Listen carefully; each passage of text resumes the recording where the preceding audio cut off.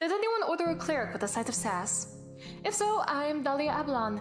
Wow, how do I keep this short and sweet? I grew up in the poor sector of New Averant and took care of Papa after my mother died when I was 6. Papa was not well after she passed, so I bounced around waitressing and spent any of my free time at the Temple of Cocobio since he helped me feel close to my mama. But it was hard making ends meet as a barmaid, so after some encouragement from my best friend Silic, I enlisted as a cleric in the Order of the Fallen Star. Next thing I know, I'm across the realm with a team of strangers that have quickly become my family. Sounds pretty straightforward, right? Ready for things to take a sharp left? Okay, let's see. Turns out Cocobio, the goddess of moon and stars, is not the most virtuous angel that we thought, and well, neither is New Averant. After defecting from the church and the government, I learned that Gladlin, the god of fate, is only a slightly less destructive hot mess. And now we're on god number 3, Halasna, goddess of sun and life, as Horai now travels the world as adventurers for hire. So far, so good there. I would totally hate if something bad were to happen to her. Oh wait, there's more. How could I forget? Turns out my mother descends from a long line of devil royalty, and not just any royalty, the Deimos clan, aka the Lord of the Shadowfell. My lineage gives me this devil form I can transform into, a natural foresight gift, or curse if you ask me, and a boatload full of family drama. I discovered I have a half-brother named Silic. Yeah, that's Silic. My mother at some point has been resurrected from the dead, and oh yeah, Deimos wants to use me as a conduit for his armies to infiltrate and conquer the Averant realm. Almost forgot to mention that part, it kinda haunts my dreams a lot. But it's not all doom and gloom in my world, promise. No, really, I have wonderful friends, hilarious and fun adventures, and I may have just met the love of my life amidst it all. Ejodakash is the only person I've ever met to stand right in the face of danger and swing his sword without a second thought. With as much fire and brimstone looming over our heads, I couldn't imagine living in a world without him and our friends by my side, and keeping me sane. So whatever New Averant, the gods, Deimos, or fate seem to have planned for all of us, I know that Horai will be ready to face it together. Because if we go down, we won't go down without the fight. We got this, right? Right? I never put much stock in families. My own sold me off to the black market to make money off the child with wings. I was nothing but a skinny street kid with broken wings from trying to escape. That is, until the Order of the Fallen Star Soldiers rescued me. My heroes in blue. I aspired to be like them and one day meet the big 3, Soma, Geneva, and Aegis. My life turned around and I worked hard night and day to hone my skills and be the best soldier I could. I usually worked on my own until I was paired up with the most peculiar group of people. We were sent on some quests, our base was attacked, and I died. But don't worry, Dahlia brought me back. I think I could actually consider her my first true friend. Gaiju and Dira also quickly wormed their way into my guarded heart as our adventures continued. My world turned a little upside down at that point as we encountered creatures and were hounded by the gods. I'm starting to think my little group is a god magnet, and I'm not quite sure how I feel about that. Anyways, one of these gods, Luna, decided that I would be a good stand-in for her and transferred her powers over to me. I met her sisters, which seem like major bitches, and I keep getting asked if I would choose peace or war, and quite frankly, I'm tired of it. And I would rather continue being the best soldier I can, which turned out to be not that great. My friend may have accidentally transformed into a slightly terrifying demon, which forced us to defect. But one of the big 3, Soma, also defected, and it turns out so did his brother. So maybe my past heroes were not all they cracked up to be. I wish I could say things went well from there, but somehow myself, Dira, and Treya were transported 10 years in the future, while Gaiju, Dahlia, and our new friend Apollo were left behind. For us, no time had passed, but the rest of Horiath was stuck living in the past 10 years searching for us. We finally found each other just as Geneva, another of the big 3, found us and was not very friendly. A few murders later, and we were free of her wrath. Soma found us again, and I'm glad he did. He's not as bad as Dahlia makes him seem. In fact, I think he's pretty sweet, and not too bad looking. Oh, and he gave me a gorgeous locket before leaving again. I guess I'm able to talk to him through it, which is nice. Anyways, Horiath ventured to the Shadowfell to save Apollo, who's now Hades, from Dahlia and Silic's evil grandfather. I was again hounded with that peace or war question. Obviously, peace is not an answer in our line of work as trouble keeps finding us. I think war might be our only option to protect my team, who has taught me what a family should be. Honestly, I can't even imagine my life without them. I've gone through a few changes recently. I couldn't tell at first, but the team seemed pretty concerned. I don't know why, since it's just a little hair and makeup change. Well, maybe my eyes changed a bit as well, but it's not that noticeable. At least Soma seems to like it. I'm Dara Mullane from Currants Gap. My family's been the town blacksmith's time out of mind, so that's what I learned, and what I thought I'd always do. My little brother Aiden, though, he was different.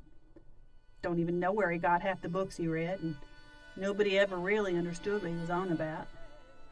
Some folks got more patience for that than others, and some don't have nothing better to do but make trouble. Fenton Antery was one of those. His daddy owned the mine. He figured that meant he owned the rest of us, too. One night, Fenton had been wasting time and his daddy's money in the tavern. Took some kind of personal offense from Aiden just being Aiden. My brother was on the ground when I got there, and, well, it's kind of a blur after that till they dragged me off. I'm told Fenton ain't never been the same since. With what passed for justice in the mountains back then, that was more than enough to get me clapped in irons and shipped off to some other mine. It was 12 years before the New Aberrant soldiers came and told us the mine bosses weren't going to be a problem anymore. Whatever we were in for, we would be forgiven and we'd be free right then and there if we joined up.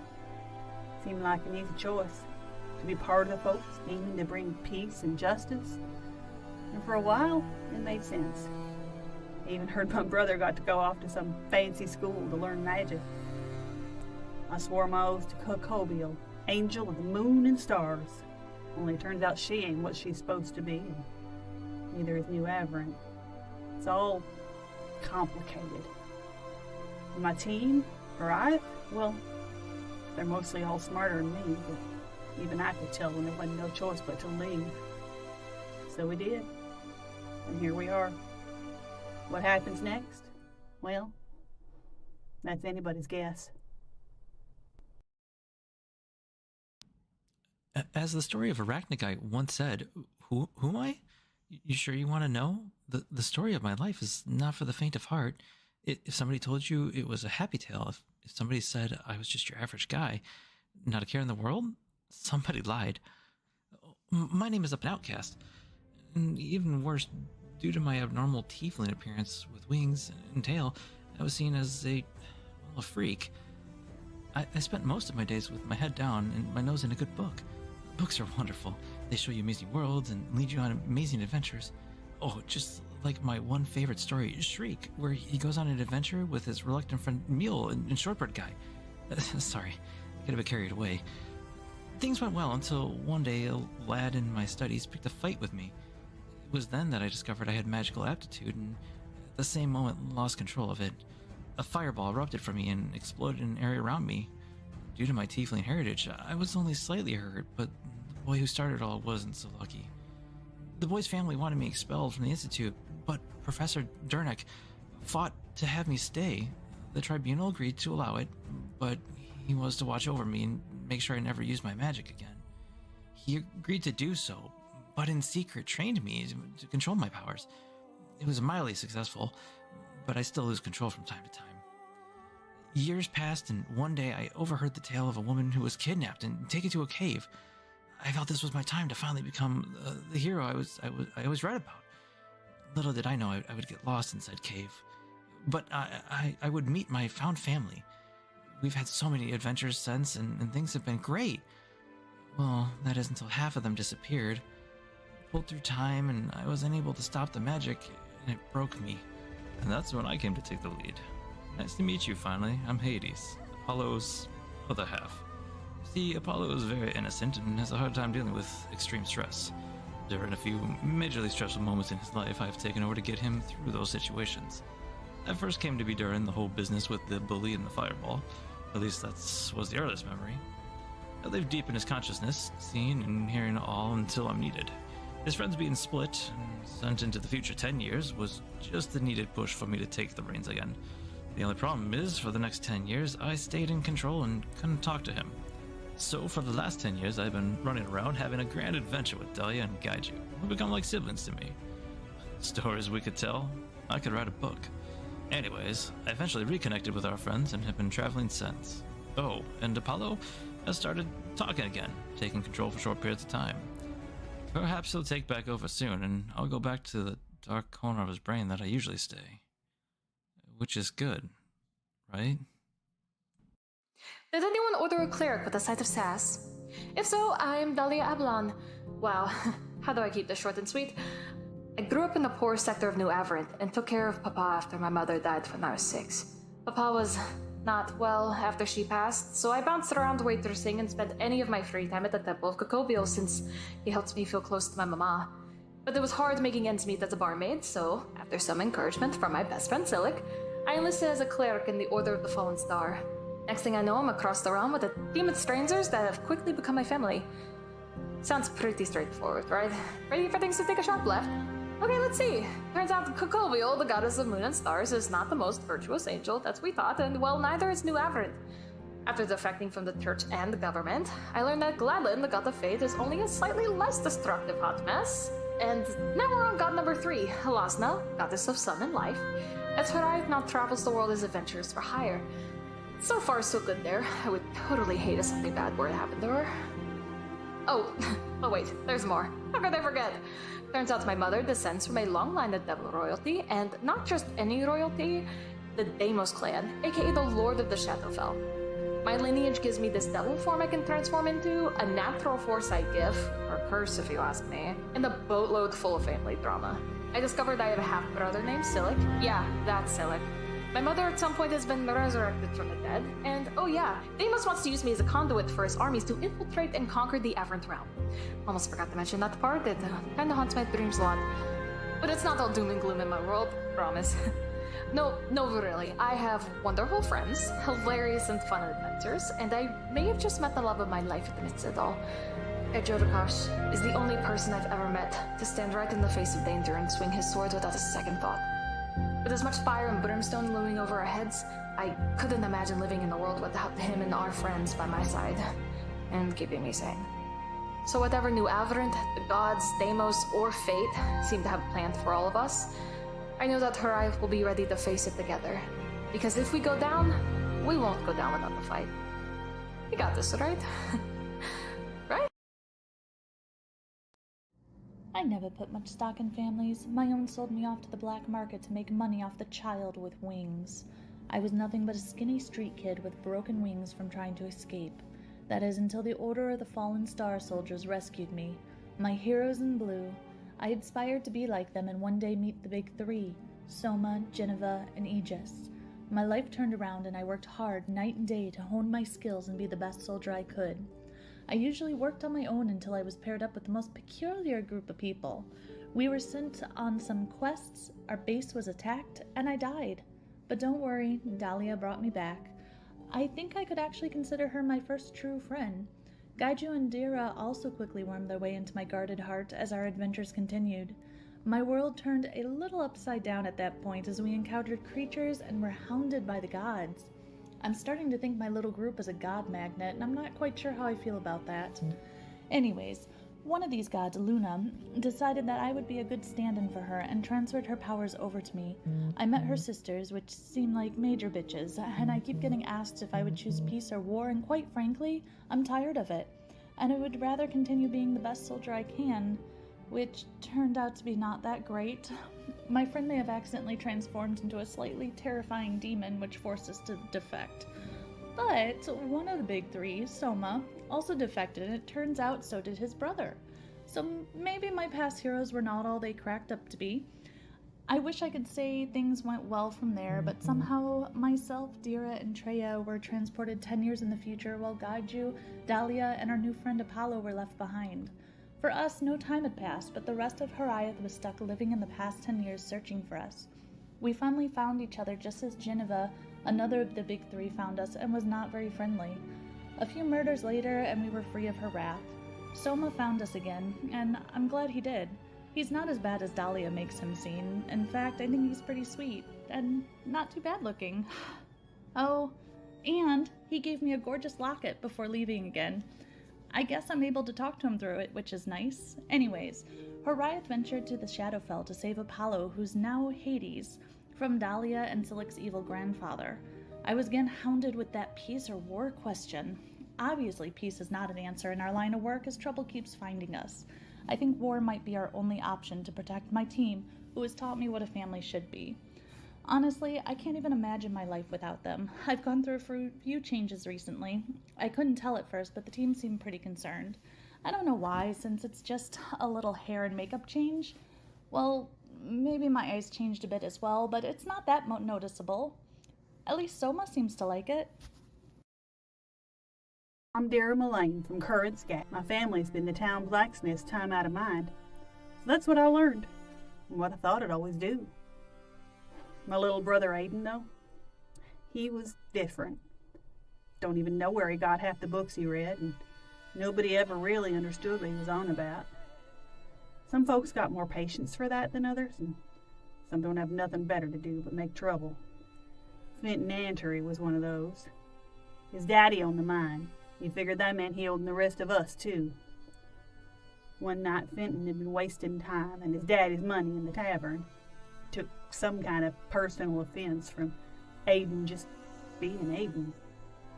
My brother was on the ground when I got there, and, well, it's kind of a blur after that till they dragged me off.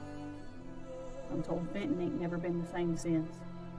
With what passed for justice in the mountains back then, that was more than enough to get me clapped in irons and shipped off to some other mine. It was 12 years before the new Averant soldiers came and told us the mine bosses weren't going to be a problem anymore. Whatever we were in for, you'd be forgiven and we'd be free right then and there if we joined up. Seemed like an easy choice, to be part of the folks aiming to bring peace and justice. And for a while, it made sense. I even heard my brother got to go off to some fancy school to learn magic. I swore my oath to Kokobiel, angel of the moon and stars. Only it turns out she ain't what she's supposed to be, and neither is New Averant. It's all complicated. And my team, right? Well, they're mostly all smarter than me, but even I could tell when there wasn't no choice but to leave.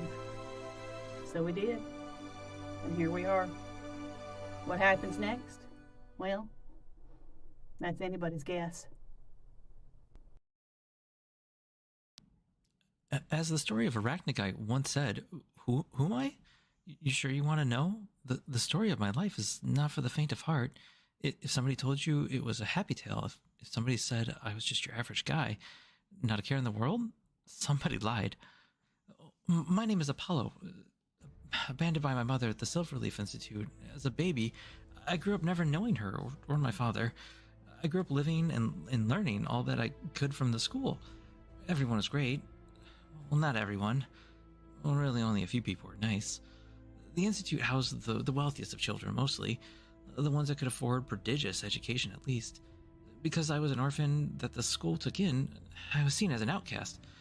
And even worse, due to my abnormal tiefling appearance with wings and tail, I was seen as a freak.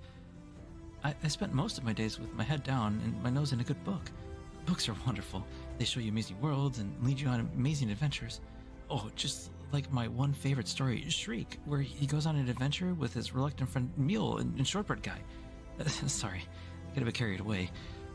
Things went well until one day a lad in my studies picked a fight with me. It was then that I discovered I had magical aptitude and at the same moment lost control of it. A fireball erupted from me and exploded in an area around me. Due to my tiefling heritage, I was only slightly hurt, but the boy who started it all wasn't so lucky. The boy's family wanted me expelled from the Institute, but Professor Durnick fought to have me stay. The tribunal agreed to allow it, but he was to watch over me and make sure I never used my magic again. He agreed to do so, but in secret trained me to control my powers. It was mildly successful, but I still lose control from time to time. Years passed, and one day I overheard the tale of a woman who was kidnapped and taken to a cave. I felt this was my time to finally become the hero I always read about. Little did I know I would get lost inside cave. But I would meet my found family. We've had so many adventures since, and things have been great. Well, that is until half of them disappeared. pulled through time, and I was unable to stop the magic, and it broke me. And that's when I came to take the lead. Nice to meet you, finally. I'm Hades, Apollo's other half. See, Apollo is very innocent and has a hard time dealing with extreme stress. During a few majorly stressful moments in his life, I've taken over to get him through those situations. That first came to be during the whole business with the bully and the fireball. At least that was the earliest memory. I lived deep in his consciousness, seeing and hearing all until I'm needed. His friends being split and sent into the future 10 years was just the needed push for me to take the reins again. The only problem is, for the next 10 years, I stayed in control and couldn't talk to him. So for the last 10 years, I've been running around having a grand adventure with Dahlia and Gaiju, who become like siblings to me. Stories we could tell. I could write a book. Anyways, I eventually reconnected with our friends and have been traveling since. Oh, and Apollo has started talking again, taking control for short periods of time. Perhaps he'll take back over soon, and I'll go back to the dark corner of his brain that I usually stay. Which is good, right? Did anyone order a cleric with a side of sass? If so, I'm Dahlia. Wow, how do I keep this short and sweet? I grew up in the poor sector of New Averant and took care of Papa after my mother died when I was 6. Papa was not well after she passed, so I bounced around waitressing and spent any of my free time at the Temple of Cocobio since he helped me feel close to my mama. But it was hard making ends meet as a barmaid, so after some encouragement from my best friend Silic, I enlisted as a cleric in the Order of the Fallen Star. Next thing I know, I'm across the realm with a team of strangers that have quickly become my family. Sounds pretty straightforward, right? Ready for things to take a sharp left? Okay, let's see. Turns out Cocobio, the goddess of moon and stars, is not the most virtuous angel that we thought, and well, neither is New Averant. After defecting from the church and the government, I learned that Gladlin, the god of fate, is only a slightly less destructive hot mess. And now we're on god number 3, Halasna, goddess of sun and life. As Harai now travels the world as adventurers for hire. So far, so good there. I would totally hate if something bad were to happen to her. Oh wait, there's more. How could I forget? Turns out my mother descends from a long line of devil royalty, and not just any royalty, the Deimos clan, aka the Lord of the Shadowfell. My lineage gives me this devil form I can transform into, a natural foresight gift, or curse if you ask me, and a boatload full of family drama. I discovered I have a half-brother named Silic. Yeah, that's Silic. My mother at some point has been resurrected from the dead, and oh yeah, Deimos wants to use me as a conduit for his armies to infiltrate and conquer the Averant realm. Almost forgot to mention that part, it kinda haunts my dreams a lot. But it's not all doom and gloom in my world, promise. No, really, I have wonderful friends, hilarious and fun adventures, and I may have just met the love of my life amidst it all. Ejodakash is the only person I've ever met to stand right in the face of danger and swing his sword without a second thought. With as much fire and brimstone looming over our heads, I couldn't imagine living in a world without him and our friends by my side, and keeping me sane. So whatever New Averant, the gods, Deimos, or fate seem to have planned for all of us, I know that Harai will be ready to face it together. Because if we go down, we won't go down without the fight. You got this, right? Right? I never put much stock in families. My own sold me off to the black market to make money off the child with wings. I was nothing but a skinny street kid with broken wings from trying to escape. That is, until the Order of the Fallen Star soldiers rescued me. My heroes in blue. I aspired to be like them and one day meet the big 3, Soma, Geneva, and Aegis. My life turned around and I worked hard night and day to hone my skills and be the best soldier I could. I usually worked on my own until I was paired up with the most peculiar group of people. We were sent on some quests, our base was attacked, and I died. But don't worry, Dahlia brought me back. I think I could actually consider her my first true friend. Gaiju and Dira also quickly wormed their way into my guarded heart as our adventures continued. My world turned a little upside down at that point as we encountered creatures and were hounded by the gods. I'm starting to think my little group is a god magnet, and I'm not quite sure how I feel about that. Anyways, one of these gods, Luna, decided that I would be a good stand-in for her and transferred her powers over to me. I met her sisters, which seem like major bitches, and I keep getting asked if I would choose peace or war, and quite frankly, I'm tired of it. And I would rather continue being the best soldier I can, which turned out to be not that great. My friend may have accidentally transformed into a slightly terrifying demon, which forced us to defect. But one of the big 3, Soma, also defected, and it turns out so did his brother. So maybe my past heroes were not all they cracked up to be. I wish I could say things went well from there, but somehow myself, Dira, and Treya were transported 10 years in the future while Gaiju, Dahlia, and our new friend Apollo were left behind. For us, no time had passed, but the rest of Horiath was stuck living in the past 10 years searching for us. We finally found each other just as Geneva, another of the big three, found us and was not very friendly. A few murders later, and we were free of her wrath.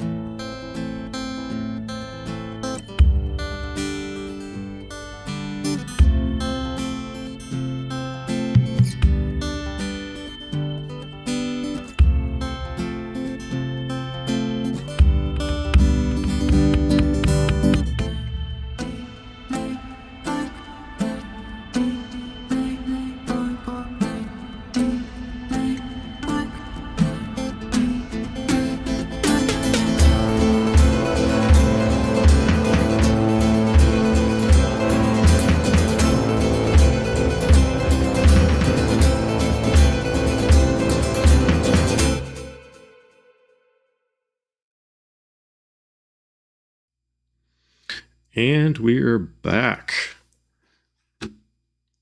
Welcome back to the Nerdy Playbook. I know it looks a little weird today. We are doing a specific, unique session, still part of Blades of Bahamut, but we are, if my computer stops being weird, we are doing a story that was predetermined really early in the Blades campaign that Dahlia saw in a vision, and this vision's becoming reality. With the time now connecting to that point, we will now do that. With this only really involving Dahlia and a little bit of Silic, really we just have Angel here to be playing as a player. So let's go. Do I sound okay sound-wise to everyone? Let me just double check. Speak again. Okay, it sounds good. Okay. Yeah, I caught it right when you were asking that question. All right, so okay, perfect, cool. So we're gonna do things a little bit differently. You guys might notice we do things a little bit differently in the session. There is plenty of role play, but because this has been already stuff that's been predetermined in visions, a lot of this we already kind of know in advance. So if you notice that we're kind of looking back at notes, yes, some of this is scripted. We're not gonna lie about it. So just enjoy the show, grab some popcorn, grab yourself a drink, and hopefully this is a lot of fun for you to watch. We're not planning for a long session, but we're planning for an entertaining one. So, Yes. And I guess I should say this, if you're not caught up on Blades, I'd recommend that you get caught up now, as we're at a certain point where I'm going to give off a lot of information now, and I'd recommend that you catch up.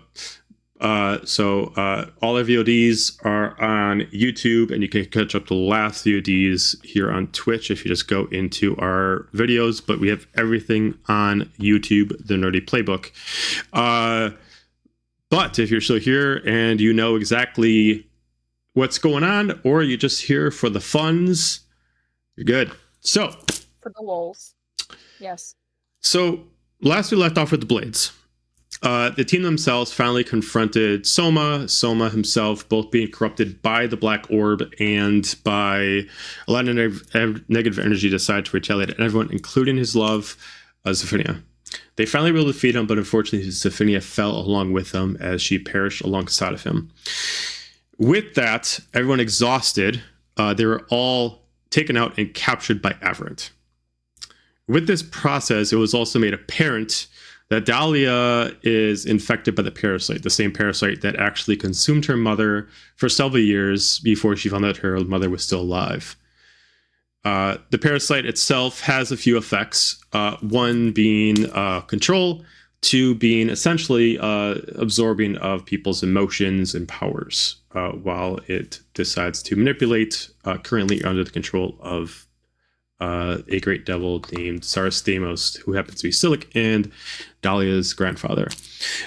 During this process, while the team is unconscious, many years have passed, 20 to be specific, as we left off on the 30th and are in the 50th.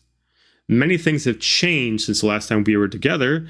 Apologies, I've been waiting for something, and I think we have it. Okay, cool.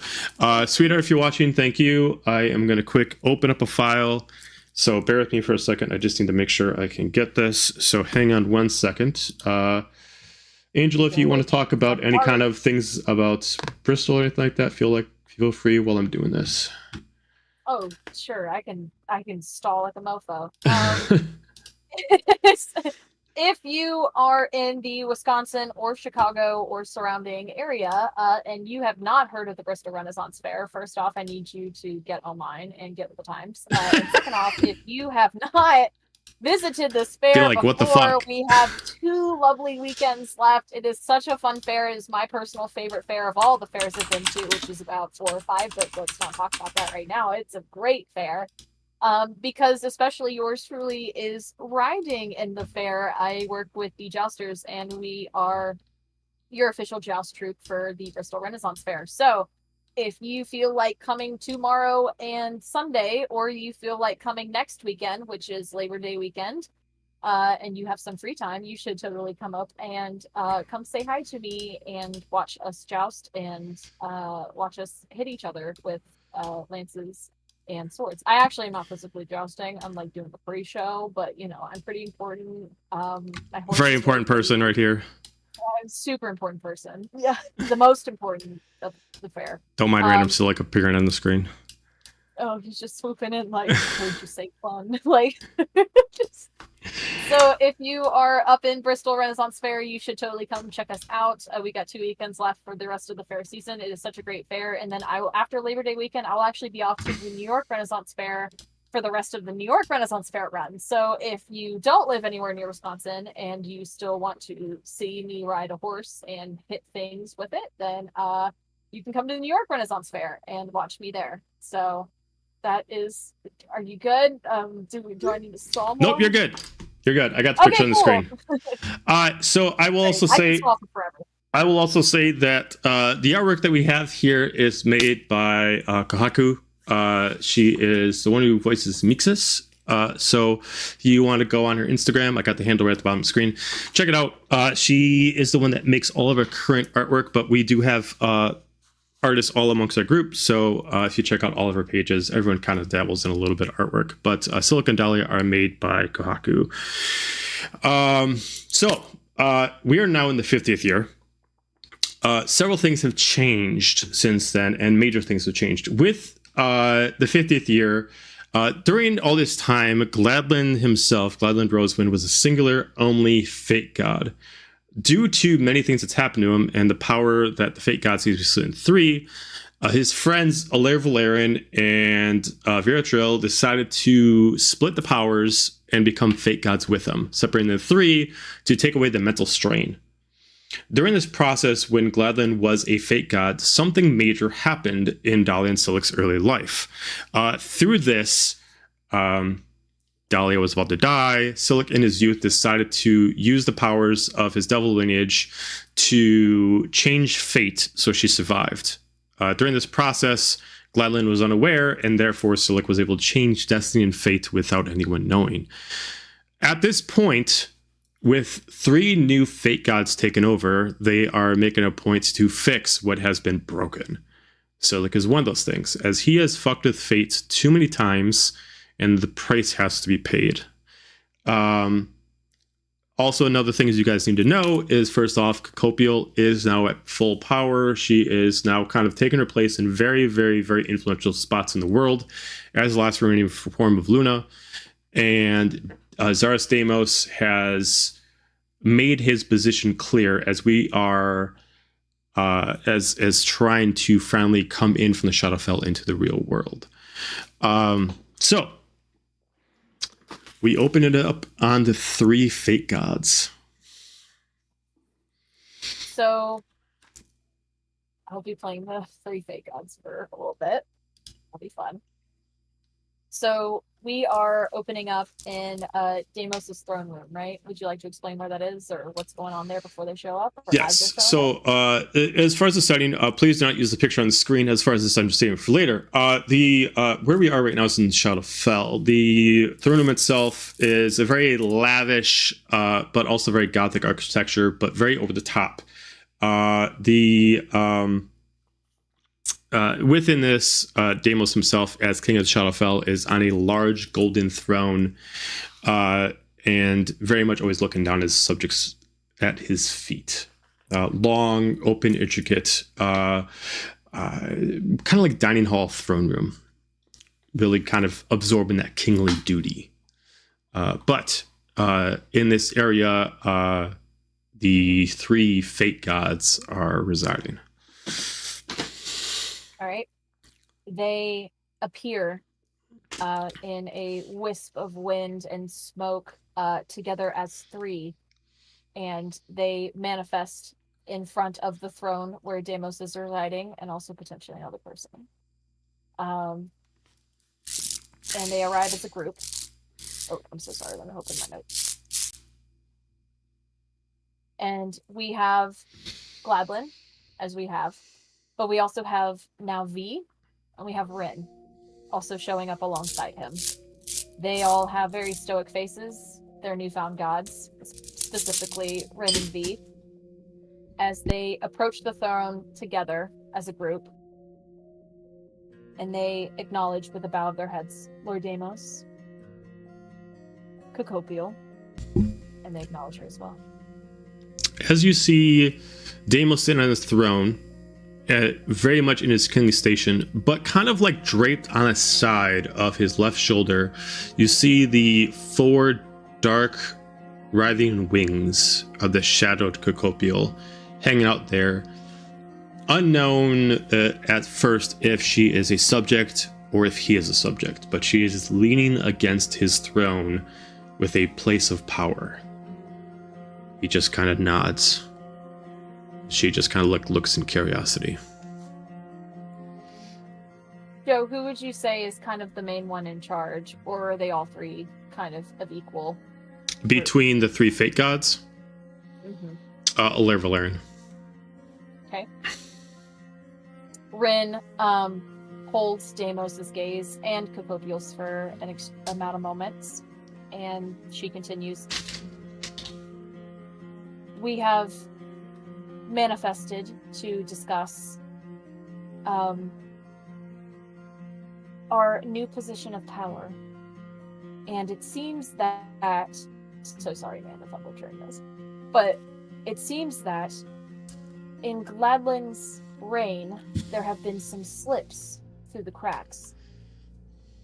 They have caused quite a disturbance in fate, and we seek to rectify them with your permission, considering one of those people at fault is under your jurisdiction.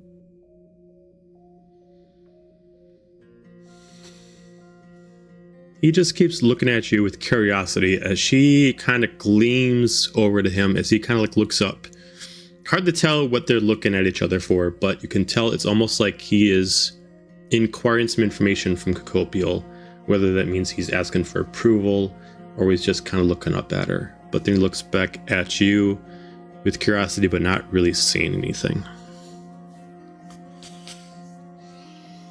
Ren clears her throat to speak more, but V interjects. Silic and Dahlia. One of Gladlin's greatest failures, and she looks over to Gladlin, who just keeps his eyes low, was letting Dahlia live. We seek to rectify that, as clearly it's caused enough imbalance in fate and destiny as it is. We want your permission to allow this rectifying event to take place. And, you know, considering Dahlia is under your care, to make sure that you see that it is fixed. with a bit of excitement, almost like the teeth grinding each other in a grin of excitement. Deimos immediately leans forward. It would be quite a grand opportunity to see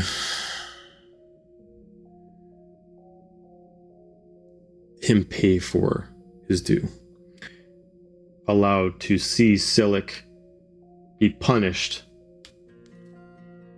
for what he has openly taken, for what he has denied. You seek lawful judgment, and I will grant it to you, as I will see this as a bit of vengeful retribution.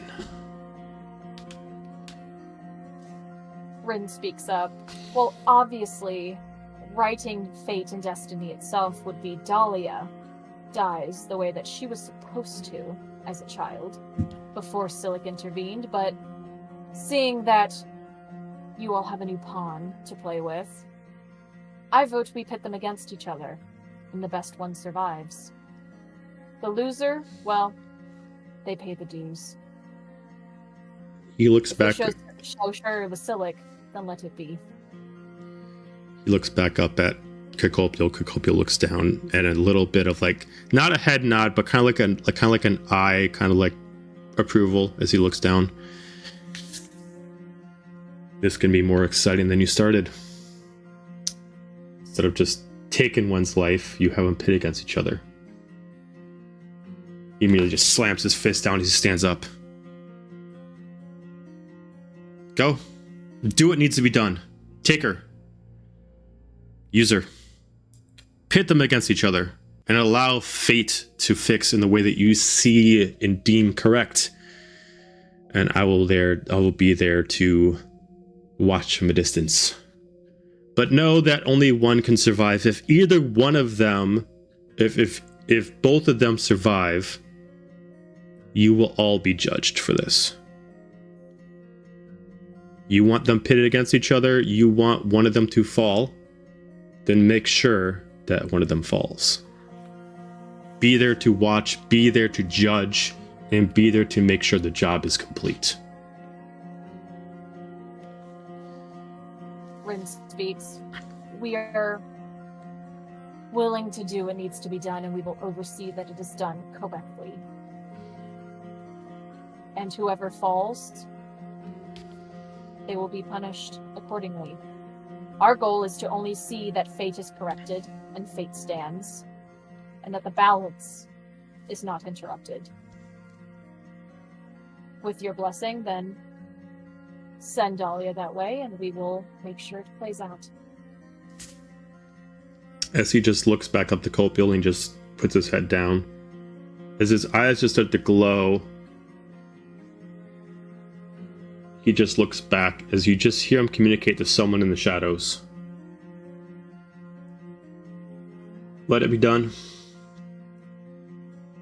Make sure that she is sent on the correct path. Make sure she knows the correct destination. Make sure that her emotions are not affected by any means. Blood for blood. Let it be done. As immediately a shadow disappears. The three fates bow their heads. Thank you, Lord Deimos and Cacopio. You will not regret this, and may your victor be triumphant. And they start to, the wind gusts gather around them again as they disappear from Deimos' stone room. We move on some time. Settings change. We now focus on a town attacked. Everett has become a lot more vicious in these years. A lot more destructive, a lot more forward. Less hiding of their intentions and hiding behind truth and justice and peace. They're now focused on getting what they want. With the death of the king, the prince now leads by a true iron spear. No longer hiding behind any cloak and dagger, he is now taking everything by force. As Silic and Nyx are now married, child-born Serena. Now at 20 years of age, much time has passed. Home is now getting destroyed as they are choosing to run instead of fight, as they choose to have a family instead of choose to be soldiers. Excuse me. As they run from their home and run from the Aberrant as best as possible, they run and try to flee to find another place of sanctuary, another place of safety, until many days have passed until they encounter a familiar face. As they are moving forward down an empty, beaten, desolate road, a shadowed figure drops from a building in front of them. They're cloaked in shadows, but there is a shadow essence, a shadow aura that encompasses them. And they rise to their feet as a tail twitches side to side, and dark, angry eyes raise to meet Silic's. Hello, brother. As at first he holds his sword, ready for whatever creature comes, as he immediately lets go of his blade with his right hand, holding it only by the sheath of his left. Words cannot persuade me. Show yourself. If it is truly you. 20 years have gone by, and you just see hands flick up, and the shadows just dissipate, and you see Dahlia. It's been 20 years. She looks like it's been roughly 20 years, but she still has a little bit of a young aspect to her, but her gaze is cold. Her gaze is unfeeling, unmoving. She's got hard, red eyes that seem to glow brighter now than they ever have before, as she stares down Silic, not even looking at Nyx or Serena. Her horns have elongated a little bit. Her face features have become more angular, and her hair, most notably, has become almost entirely white. There's just still a little bit of black at the roots. You know who I am. And I think you've been waiting for this moment. Just looks back at you. Not really listening to the words you say as he just looks back at you. I don't know what you're... We thought you dead. He just kind of immediately just kind of puts his sword back at his side. And just starts walking towards you. The Dahlia you knew is dead. And she flicks a dagger out and starts spinning it in her hand. But the gods want, Silic, something you took from them long ago. I've been told to capture it. I think you know what I mean. Immediately, Nyx grabs Silic by his other arm. Don't move any closer. I know she's your sister, but this is... He just immediately interrupts. Dahlia, explain. What are you here for?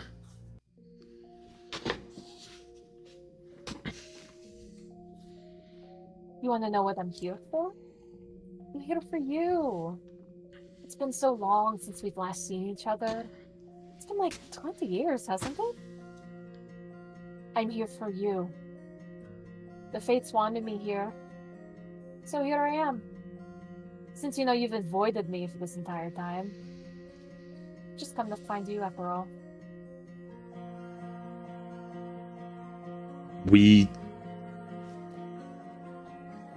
I know what you're thinking. Just, we don't have to go down this path. Can I put the blade? Thinking, Philip? Am I thinking that after 20 years, you ran away with Nix? I don't know where our ship even is, but I guess it doesn't matter now. You have a new family, a daughter, and she looks Serena up and down with just like a weird. He just immediately bars your sight of him, of her. You didn't come looking for a Silic, so I came looking for you. And it seems you've moved on quite nicely, but we don't like that. And she stops spinning the dagger as it points directly at him. Don't like that. So let's fix this, shall we? Nix immediately walks up as Silic is totally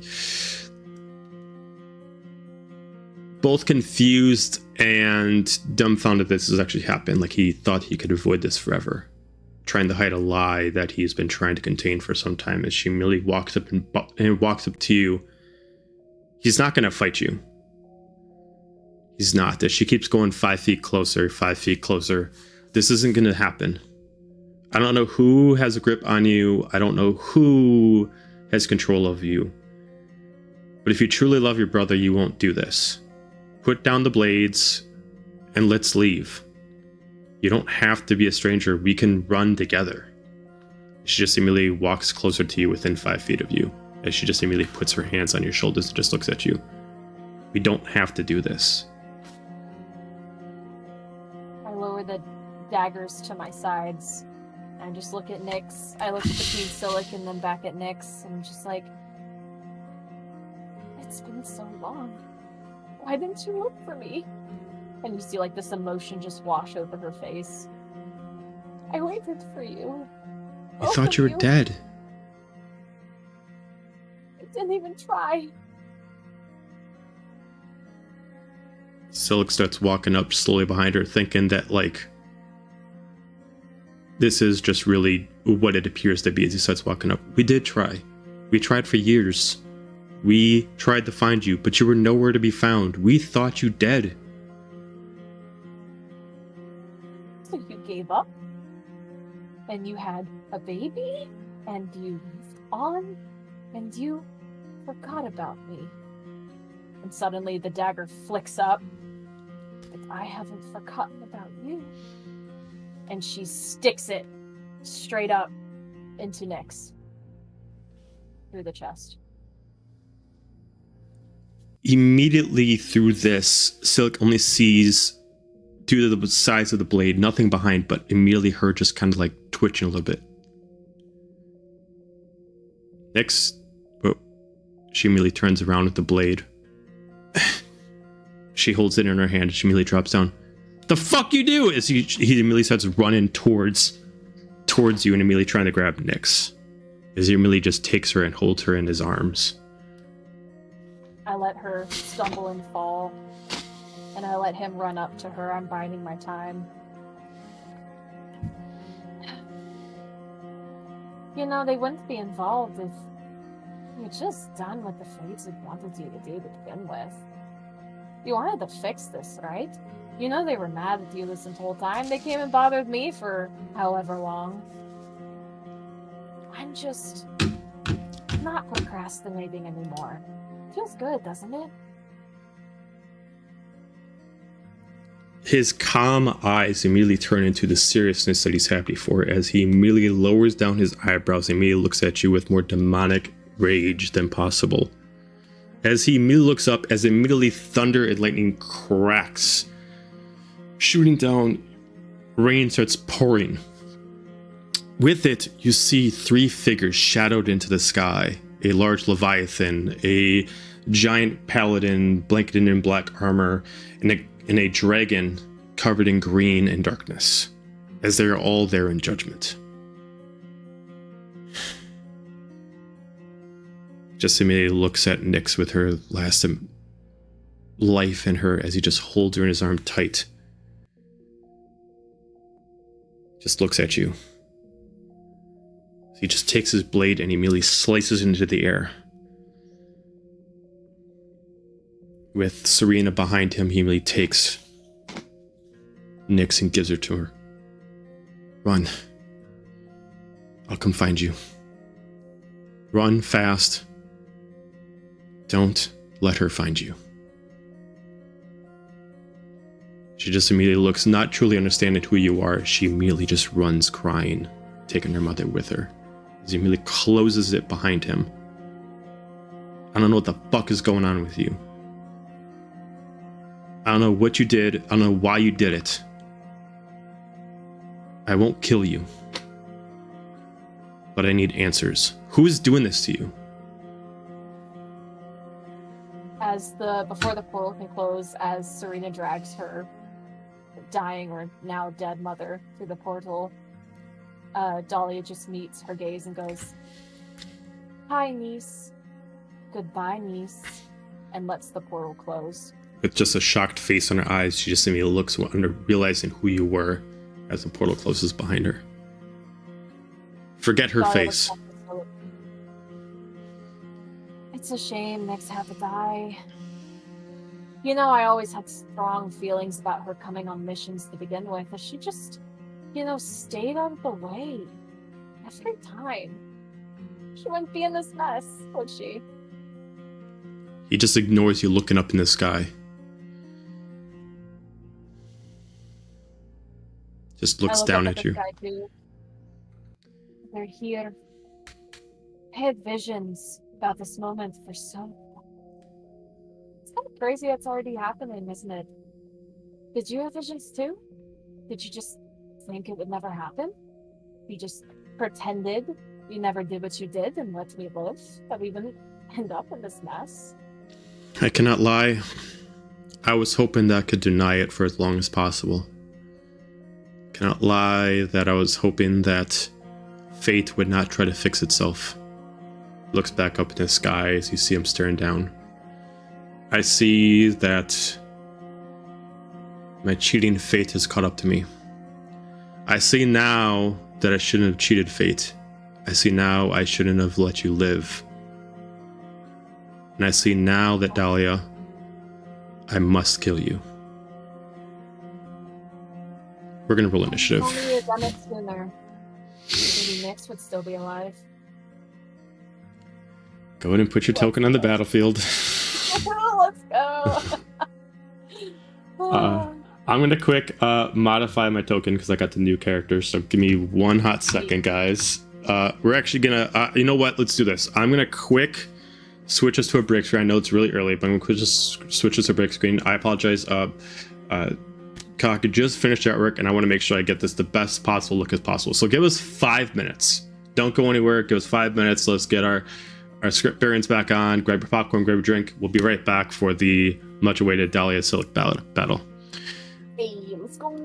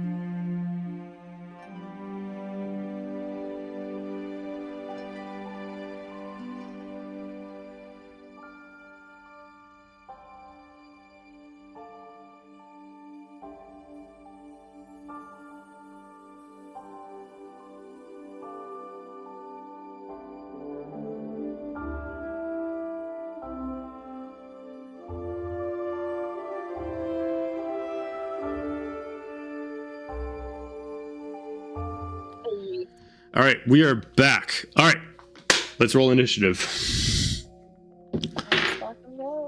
Oh, Silic got a low number. What a shame for Silic. Silic got an 11. All right. I got a 19. Let me put on some music. Yeah, it's a music going. I have 2 songs that I got for this, so I've been saving them for some time. I was so excited for that. We'll start off with one, I'll switch to another.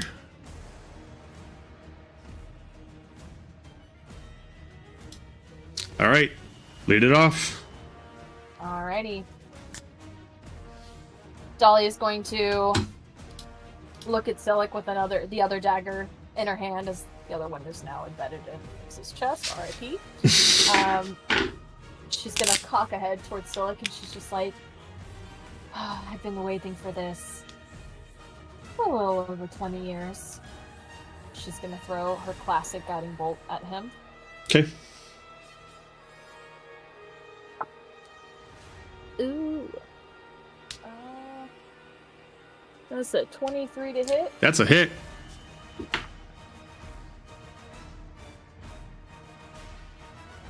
Okay, it's gonna be 21 points of radiant damage. Okay. Let's see what else we got up here. What else do we put in? And then she's going to use a psychic blade as her bonus action and fling a psychic blade at him that manifests in her free hand. Okay.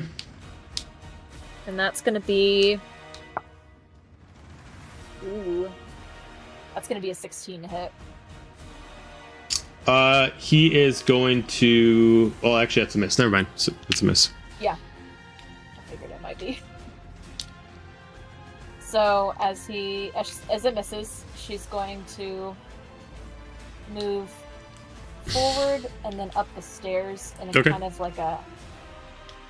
And she's gonna keep her eyes trained on him the whole time, and she's just gonna stand there with the high ground, and she's just gonna use her tail that slings forward, and then it beckons him. It's over, Silk. I have the high ground. Yeah. You underestimate my power. All right, cool. And that'll be my turn. All right, fair enough. Silk, let me look at you. You do not know what you've gotten into. You do not know who you're fighting against, and you will not, high ground or not, will not have any advantage against me. And he is going to jump over this spot, so I'm gonna have him make an acrobatics check, which is a 17. So I'm gonna have him go 5 feet, jump up, and I'm going to have him draw out Dark Abyss, and I'm gonna have him attack with his first attack. You know what? I am not using my Silic dice. Oh well.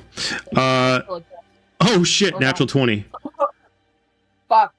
Use your Silic dice, bro. Get them out right now. I'll do the second attack. We'll do. Second attack is a dirty or a working class 20 to hit, Yeah. and the third one is a 32 to hit.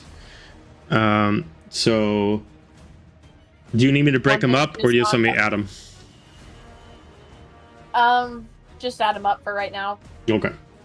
Unless there's any sort of fire No fire. damage. Okay. You know, one thing she hasn't gotten in the last 20 years is goddamn AC.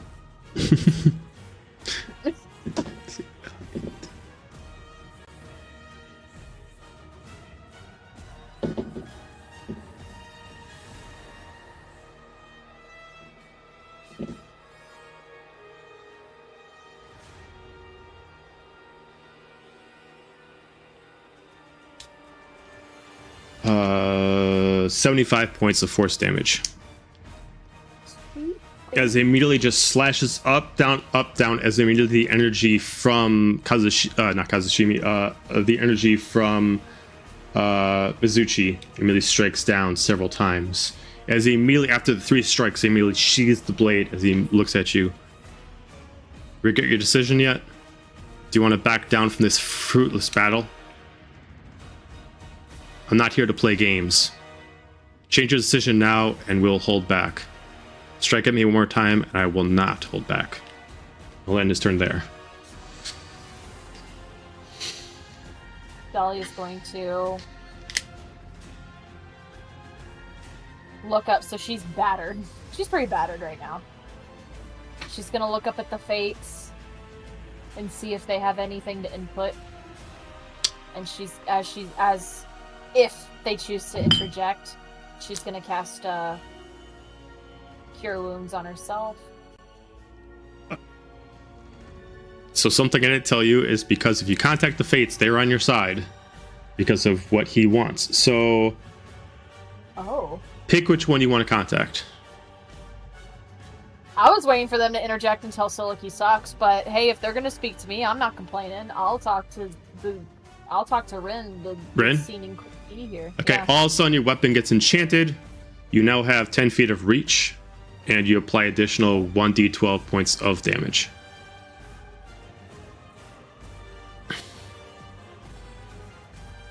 You said 10-foot reach.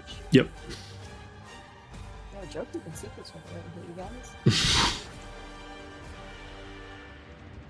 Excellent. And then I heal. So. Let me add that to. Oh, we went up a number. Okay. Do they choose to say anything to Silic? Otherwise, I'll go. You hear an eerie reverberation into the sky, almost like striking down like the thunder itself, cracking with the sound of a storm. as you immediately hear the screeching howl and the wail of Leviathan roaring out in a very arcane way that only you two can hear. As immediately it strikes down in a fierce war of the, you have damned fate, you have destroyed fate, you have fucked with destiny. Now your vengeance will be had. Now the lines will be fixed. And if you do not defeat your sister here, we will enforce her to kill you. Choose if you want to survive or die. And that's what she's going to say. Dahlia's going to look up at her while she speaks, and then look back down to Silik, and just be like, I have my orders, and now you have yours. She's going to go in. Oh shit, you keep clicking out of this. Okay. Oh, let's go in again. And she's gonna cast. We're gonna cast harm. She's gonna cast harm on him. He needs to make a Constitution saving throw. Okay. Hang on 1 second. Something is wrong here. I think something. Alright, something is wrong with my character. You should bear with me 1 hot minute. It's broken.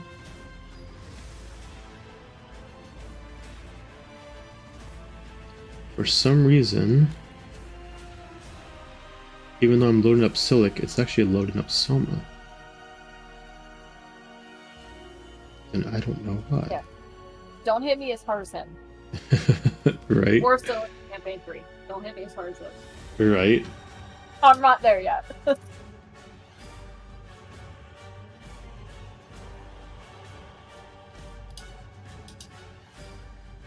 We'll do... Okay, there we go. This is better. Alright, so luckily the version I had was correct. So it just had to be... So I'll take out the damage. Alright, so what do you need him to do? Constitution saving throw, please.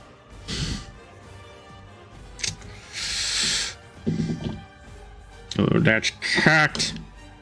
Okay, Constitution saving throw, that is a 17. It meets Okay. my, so does that full damage? So no, if the one who rolls against it is the one who has to meet, so if it meets, he succeeds. 5. Okay.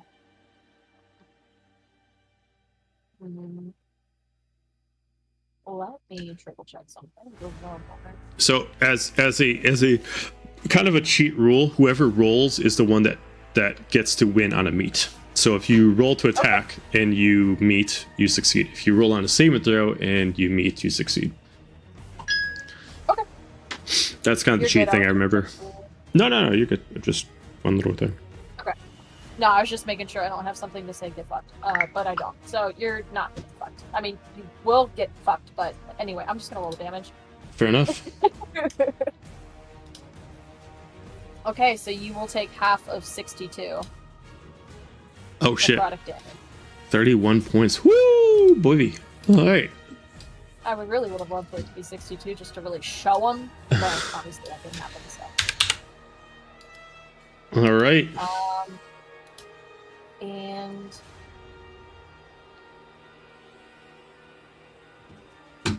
yeah, so she casts harm on him, hits him with 31 points of necrotic damage, and goes, "It's life or death, Silik.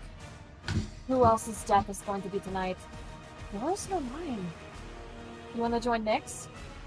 I would be a great aunt to Serena." He just immediately looks at you. He immediately raises his blade directly pointed at you like a dagger you point at him. I will kill you, and I will watch you die in an agony of blood before I ever let you find her. Sounds exciting. Then let's make it exciting then. Anything else on your turn? See, I used a bonus action, I used a full action. That is gonna be all. Okay. He is gonna redraw his sword He is now going to look at you. I will kill you before you get to touch her. So he immediately charges the power of Izuchi into the blade as he immediately charges with his hex energy. And he is going to attack you now as his packed and hex weapon. So that is a 30 to hit, a 22 to hit, and a 21 to hit. Yeah. Okay. Those could be hidden.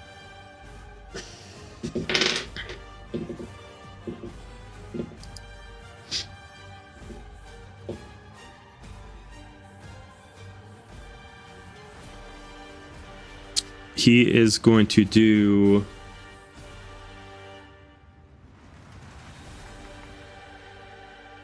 51 points of damage. Okay. And he is going to hex you. So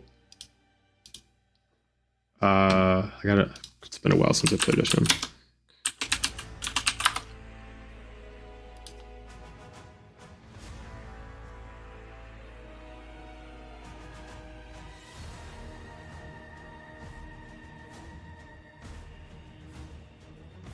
I'm going to give you disadvantage on dexterity checks until hex is removed. This has no effect on your attacks, just dexterity checks, so acrobatics as well, and acrobatics and stealth. Okay. And then he is going to look at you as he's immediately just look at you directly in the face. If you're going to die, fight with everything you got, as he immediately puts the sheath towards your neck. I will not kill you like this. If you want to die, fight me as our bastard grandfather would want you to fight me. And he's going to immediately resheath his blade. I'm holding back. I will not kill you as this way, as he immediately turns his back to you. He's getting his turn. Gladly. And she's going to shift into her devil form. Is that going to be an action to do that? Nope. Nope. It's just an ability. Free. Okay. Oh, sick. Notes for later. I'm going to shift into my devil form. And then with his back turned, I'm going to go in with a Blade of Order. I'm going to use my Blade of Order to attack him from behind. Okay. And I'm going straight for like the lungs, his Okay. back.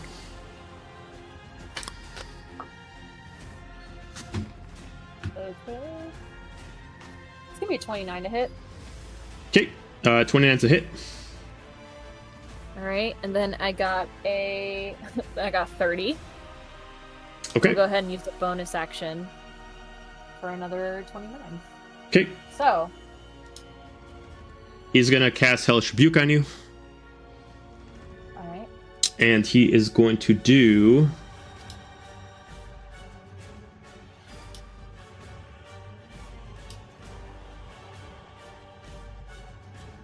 16 points of damage to you. Obviously, fire. Okay, 16? Yep.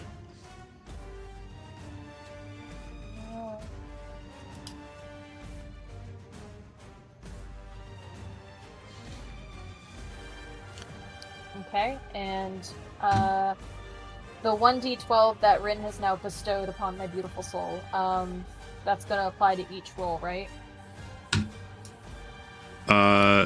Each attack with the weapon. Yes. Yep.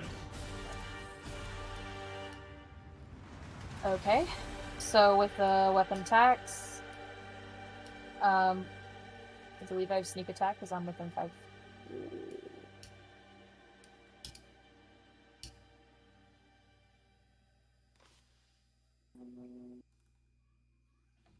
Would I get sneak attack for that because his back is turned? Yes. He's allowing you to get sneak attack on him. He's being cocky. Thank you. So like that was so sweet of you because that's going to be 27 plus 30 plus 20 plus 9. 27 plus 30, so 57 plus 9, 66. Plus another 20. Plus another 20, so 86. So Okay. there's 50, so that's 77 plus 9, which would be 80, 86. Okay. Okay, he's gonna take it. Jesus Christ. You're getting crazy over her. I give you a free attack, and that's all you're gonna do? You're not impressing me, sister. Not one single bit. Being granted powers of the fates, and still, it's like a tickle. Shit. I'm not trying to take you down. I want you to give me a good fight. Where's your devil? You still have it? Oh, I have it. Do you deserve it? Not one fucking bit. I can take you down without summoning it. You done with your turn? Yes. Okay. He's gonna immediately look at you, and he's gonna take his sheath, and he's gonna immediately unsheath his sword. He's gonna take the bunt, and he's gonna immediately slam it on the ground. He's gonna create 4 echoes of himself. Oh, shit.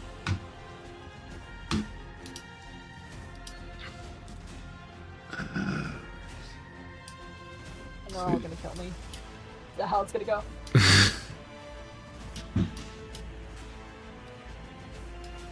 I want to make sure. Okay, 510. Yep, 510.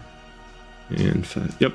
I'm gonna move this one just a little bit closer to the parameters of the effect.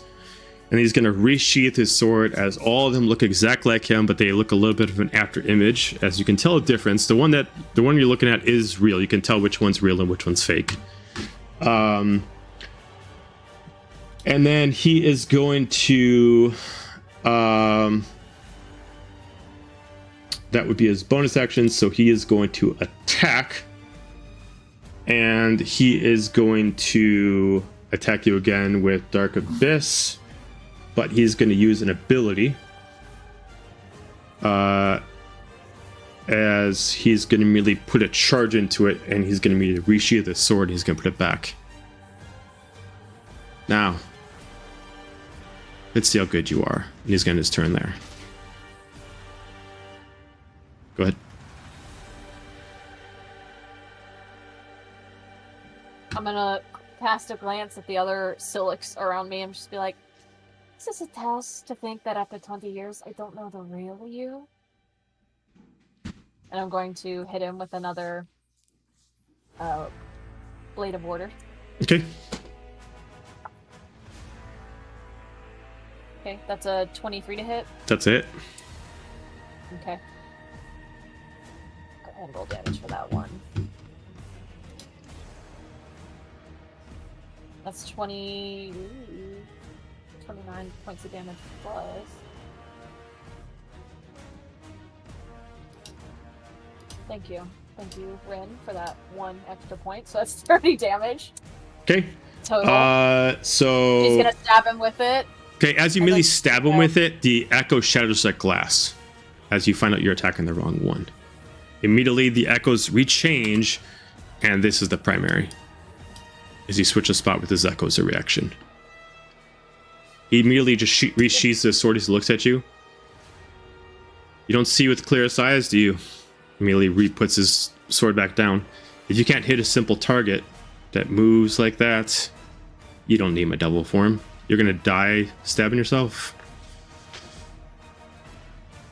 As she goes to stab it, she's saying, I know my and then before she can finish brother, it shatters. And then she whips around as he starts speaking with very angry eyes.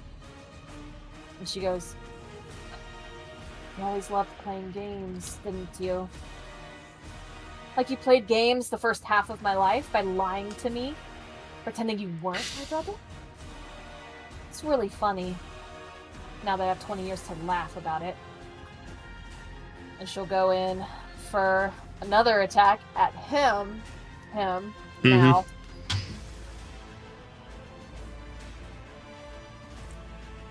It's gonna be 25 points to hit. Yeah, 25 to hit. I don't know why I said points, but It's alright. and we'll roll this on top of that. Okay. So that will be 42 points of damage to him. And what was this to attack? What was it? Oh, I don't get sneak attack. I'm so sorry. Take that out. So, Okay. what did I say? So it'd be 31 points. Of But damage. what was the weapon? It was a blade of order. Okay, got it. Okay. Okay. And then for a bonus action, let's see, what am I at now? For a bonus action, we'll hit him with another. Let's just burn all of these while we're here.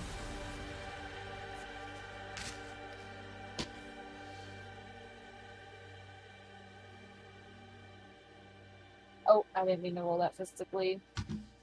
Can I re-roll that as I clicked that on accident? Sure. Can I re-roll it as my dice? Okay. I mean, we know where this fight is going. Yeah. Maybe. Let's keep that a lot more. That'll be 30 to hit. 30's a hit. Alright, let's roll this and not put sneak attack in there because I am far away. Okay. Ugh, it's still kind of mid.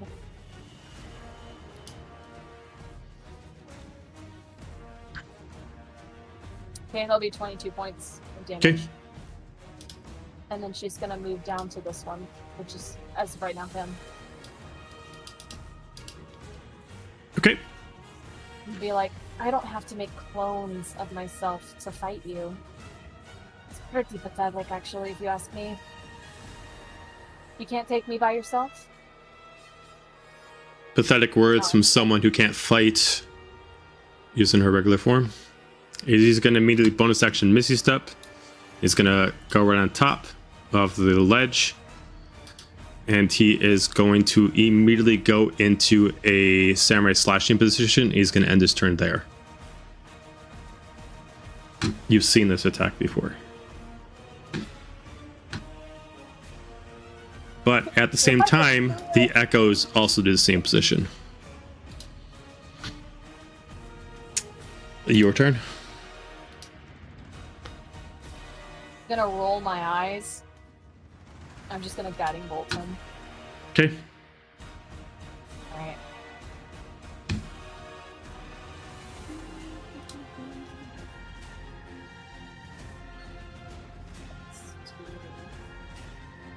This level.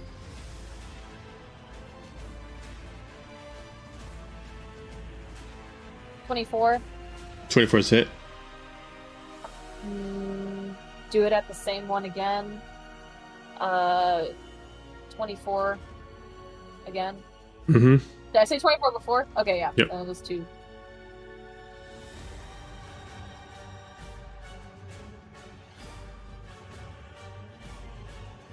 He's definitely getting under her skin. He can tell. Mhm. That'll be 44 points of damage. And that's And with two of them together. Mm-hmm. Okay. You do notice that he again switched with one of his echoes. That one's destroyed. Bitch. Free reaction for an Echo Knight. I know, I hate it. And then, I'll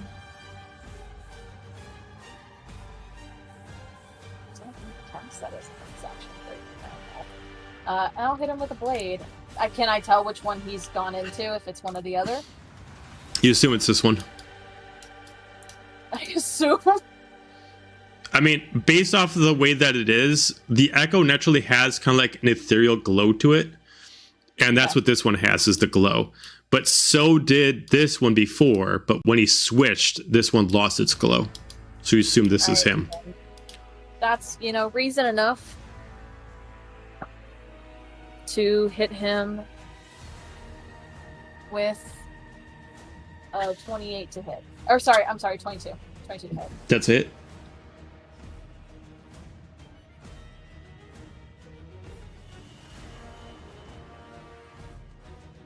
And that'll be...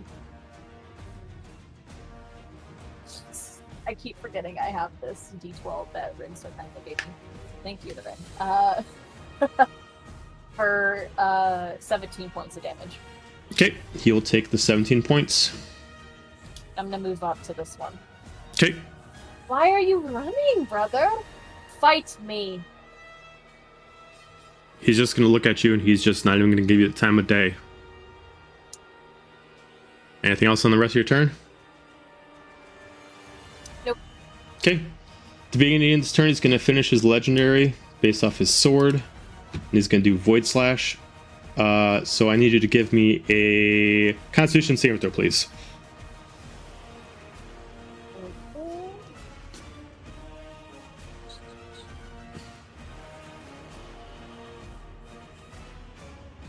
I'm so in love with this artwork right now. It was beautiful. Okay, that's gonna be a working class 20. Okay, so you can see you're going to take half as he immediately just quick slices open and creates a fast wave of several swords at you, but you're able to dodge most of them, so you're going to take half the damage. So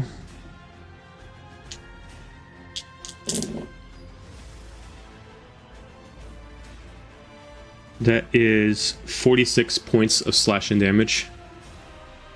6 of slashing. And then he re-sheaths it back up as he immediately looks at you. You want my full strength? So be it. As he immediately just rages out and immediately transforms into his devil form.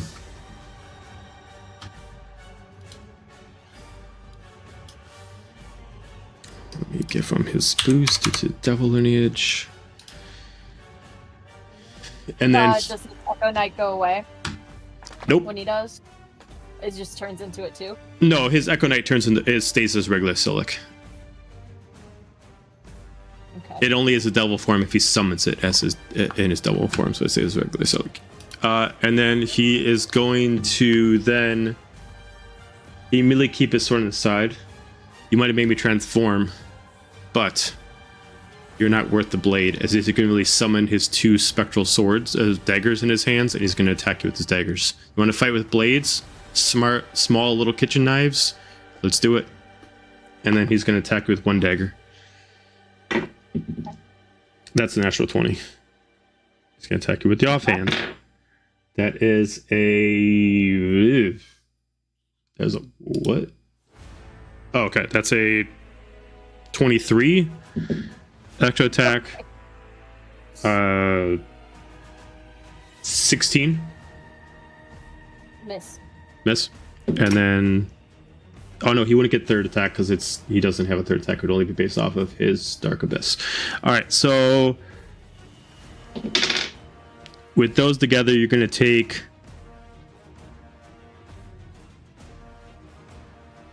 33 points of damage. What type of damage? Are you muted? What type of damage? I can't hear you. You can't hear me? Oh, what the hell? Is it me? Is it? Am I? Oh, whoa, my am I the headphones turned off. What problem? the fuck? Hang on a second, guys. For some reason, my headphones turned off. That's fantastic. Oh no. Well, anyway, now that Joe can't listen to what I'm saying, you guys should That's never happened before. come to the Bristol Renaissance Fair. I don't have any secrets like for this stream prepared that Joe can't possibly hear. So come to the Bristol Renaissance Fair. Okay, all set. Okay, cool. Can you hear me? Yep. Okay. For some reason, I my asked, thing's turned off. You said I think 33. Oh, I asked what type of damage that was. Oh, it is piercing. Okay. Alright. Anything else? He's just gonna look at you, extinguish the dagger, so he's gonna look at you, not even holding his blade. You're not worth the sword. He's just gonna stand there, not even holding his blade. He's getting his turn. Silic, you say you don't want to fight me, but you keep fighting me. And she whips out 2 more blades in her hands. Is Nyx not worth a fight? What would she say right now? If she wasn't dead. And she's going to let's see. Go right up on him. She's actually going to, even though she has a dagger in her hand, cast Inflict Wounds. on Okay. him.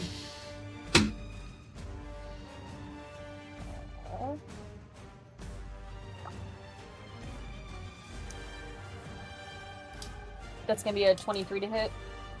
23 is a hit.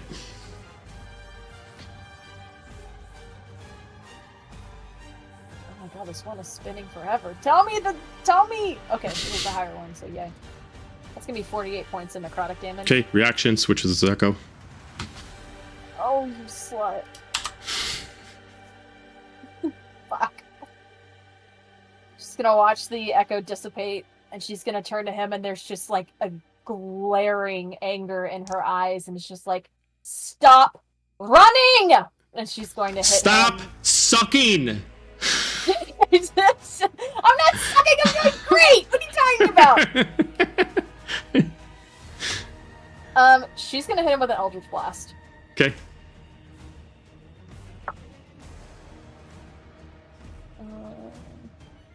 Okay, and she's gonna...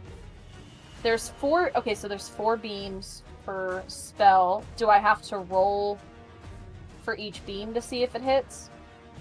Eldritch Blast is, yeah, I think you gotta roll per beam. Okay, so that was 19. 19's a hit. Let me just double check before you start doing it. I just want to double check. I think it is. Spell creates...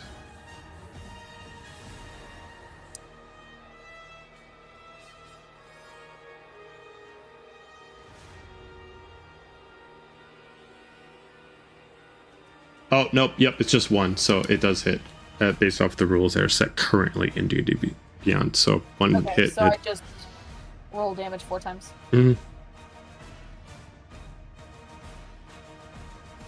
Give me something good, please.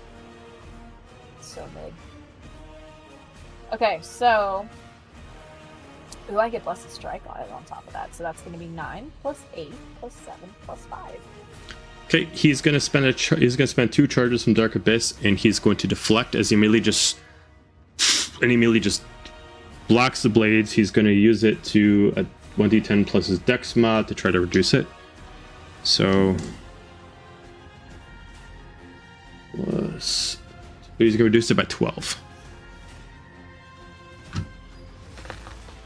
So how much damage was that? I was trying to math it in my head, but I'm not smart enough for that, so let me whip out my yield calculator. Ye old calculator. So that's 29 points total. Without taking account the reduction? With the reduction, what was the reduction? Minus what? So it was minus 12. Mm-hmm.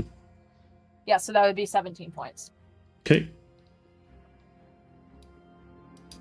And bonus action, I'm going to hit him with another blade! What a surprise! What a shock. I'm using the shit out of these.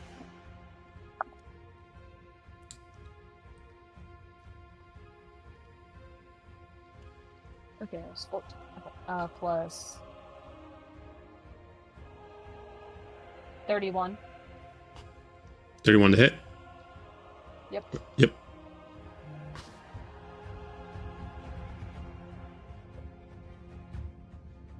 Okay. That would be 28 damage total. Okay. And she's going to move down, and it's just like,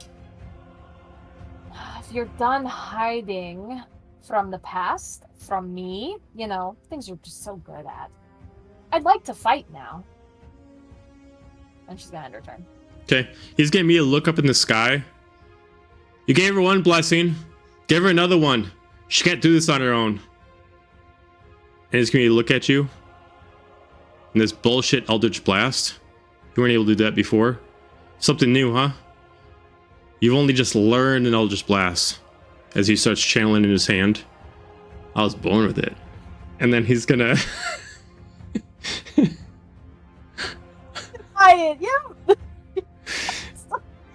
And he's gonna cast Eldritch Blast on you, and he's gonna cast 3 beams. I was like, Joe's gonna do it. He's gonna say it.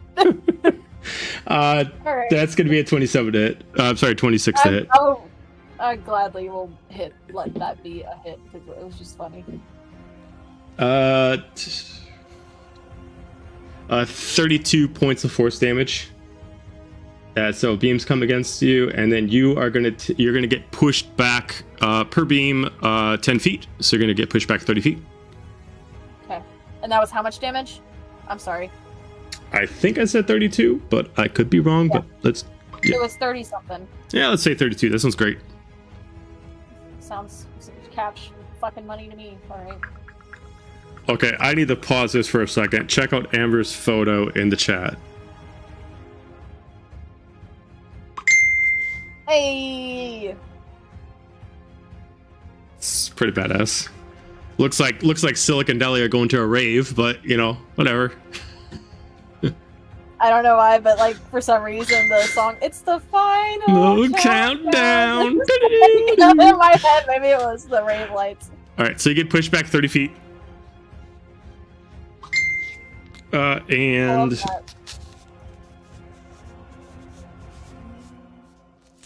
pushed me all the way. Basically, pushed me into this wall here. yep. Love that. And then bonus action, he's gonna unsheath his sword and he's gonna add Shadow Blade to it. Now the blade itself is being covered with dark energy, as the blade itself has now turned itself to straight black steel with a shadow coursing off of it like dark fire.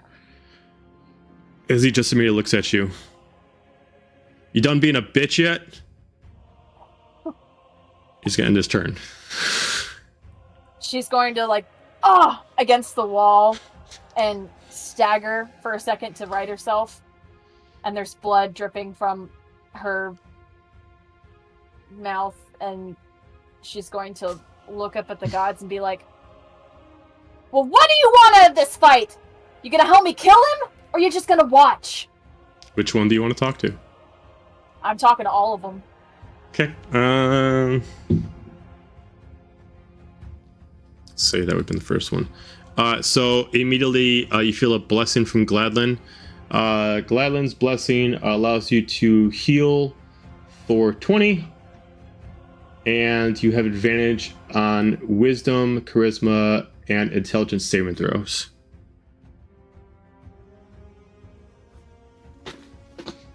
Advantage on... I'm sorry, repeat those one more time. Advantage on saving throws from wisdom, intelligence, and charisma. Okay. Fucking thanks, Boblin. It's the most you've done for me in 25 years. More like 30, actually. Think about it. But she's going to...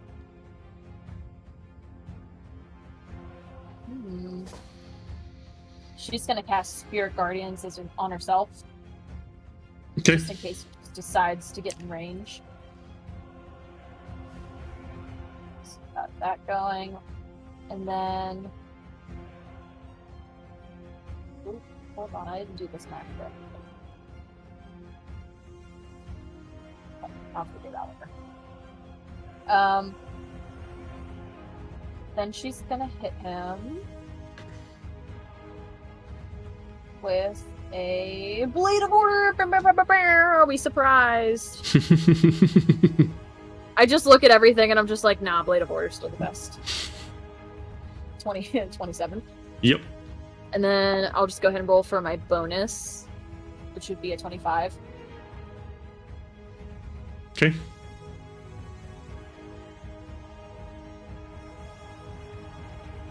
Okay, we'll take sneak attack out of those. So that one's 20, and that one's going to be... Oh, not super great. That one's going to be... So 20 and 12. That'll be 32 Okay. points of damage. And then she's going to, getting cocky, is going to use her movement to run back up to him. Okay.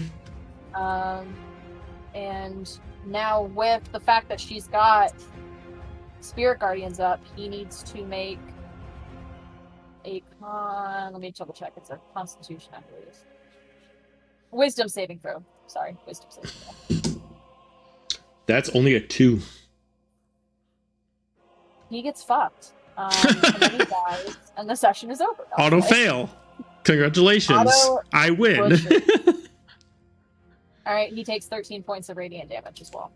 Okay, he's starting to get a little bloody. Thanks, Silic. Thanks for fucking getting a little bloody. That'll be my turn. Okay. He's going to look at you.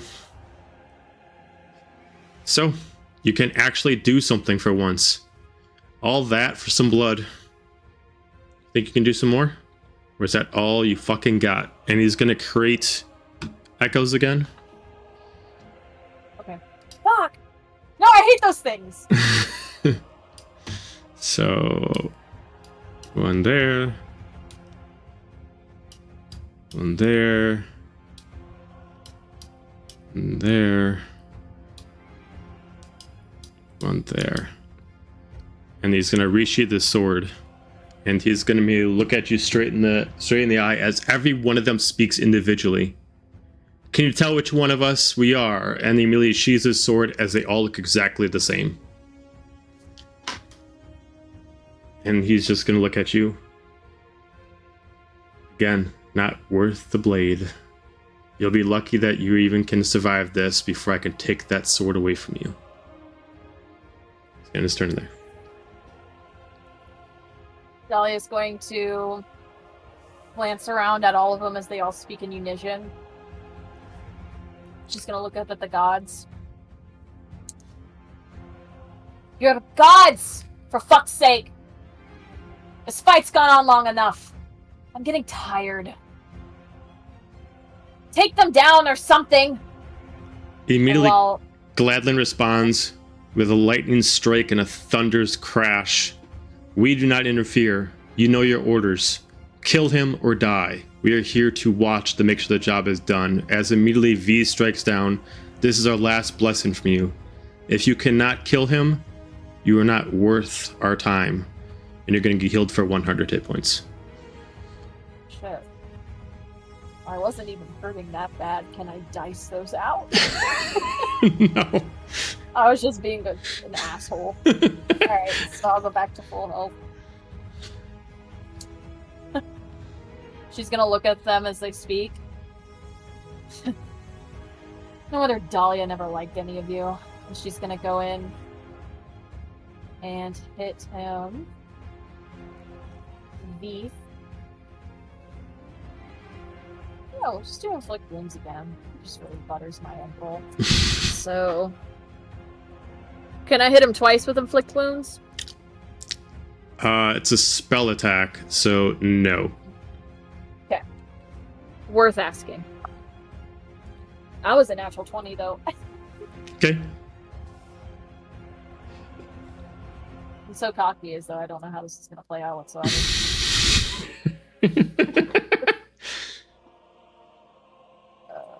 So the first one was 31 points. Second one was 21, so that's gonna be 52 points of damage. Reaction warp. Shattered like glass. Can't tell which one he went to.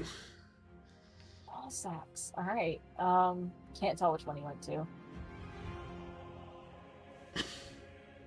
I still have Spirit Guardians up, so I'm gonna do a shit Dahlia thing where I just start running around. Is that a fucking spider? ADHD. Woo! Oh god, if that's a wasp, I'm gonna lose my shit while I'm trying to play this game. It doesn't sound like it's buzzing. We're just gonna pretend it's not. Alright, so I run to this guy. Wisdom saving throw. Or I run past him, I'm sorry. I'm not trying to get hit while I run. Okay. But I'm also... Actually... Psych! When I run here, all of you guys are in range, so... All of them make a wisdom saving throw. Okay. Let's see. That is an 8. That is a 5. That is a 10. And that's a 13. 8, 5, 10, and 13? Mm-hmm. All utter failures. So... utter failures will take 10 points of damage each. Okay. Thanks, Spirit Guardians, for another fantastic damage roll. They will use a legendary reaction to bolster the echo, so they take no damage on that turn, so all the echoes stay up. Alright. It's fine. I love my job. But the real Silic does take damage because he can't use it against himself. Do I see which one takes the damage? You assume the one to your right is the real Silic. This boy? Yeah. I'm going to laugh and go, gotcha. And I'm going to hit him with a blade. Oh my god, I hit him so many times.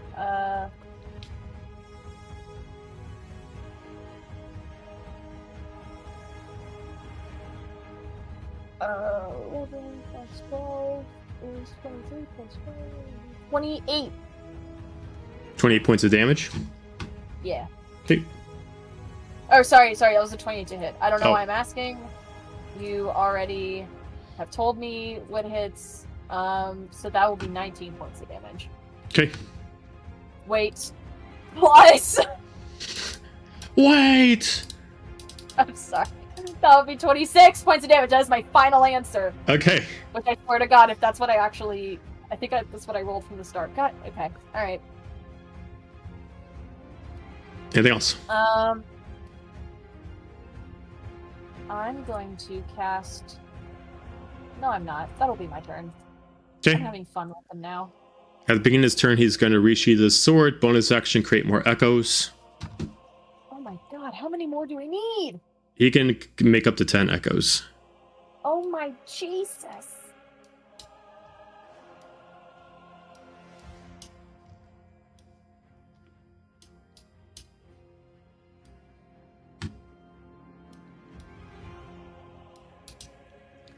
And then they resheath the sword as you hear each one of them individually say, 6 more seconds that you have to live. 6 more seconds you have to repent. Choose now to end this fruitless battle. Otherwise, I will end you here and now. And he's going to end his turn there. Actually, I still have... Go ahead. I'm going to actually cast a spell. I'm going to activate Blur.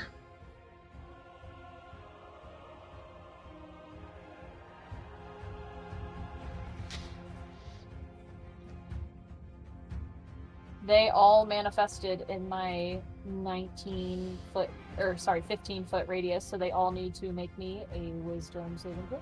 Okay. 16, 17, 6,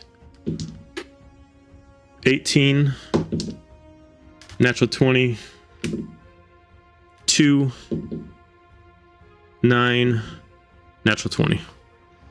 Everyone below a 17 is going to take 16 points of damage, and anyone above will take 8. Okay, so we'll kill that guy, that guy, that guy.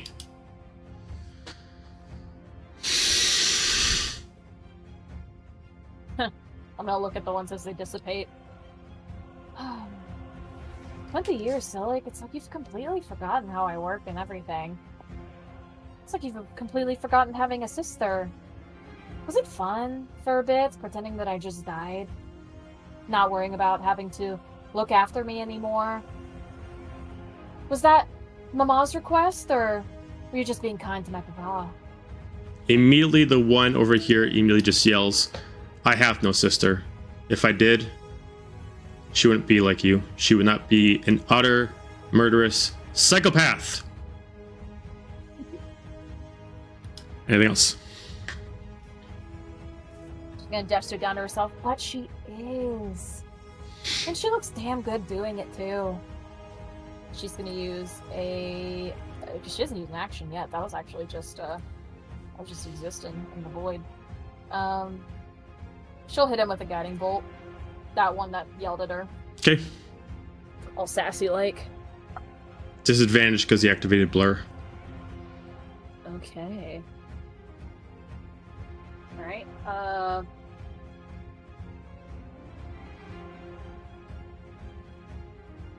It's still a 22. Okay, he's gonna cast two. He's gonna spend 2 charges to deflect, and he is going to reduce the number then. All right, it was 14 total. Okay, he reduces it down by 13, so he only takes 1 point.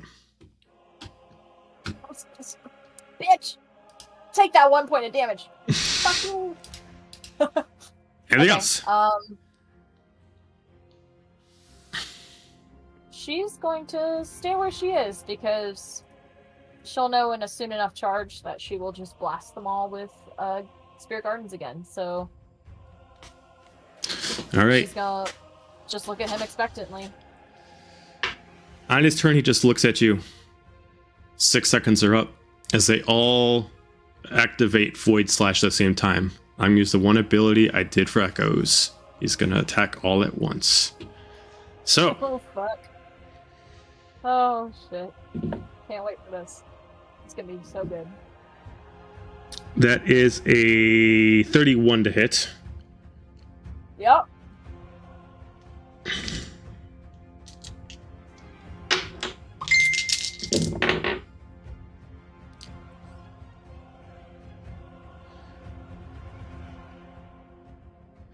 $131 points.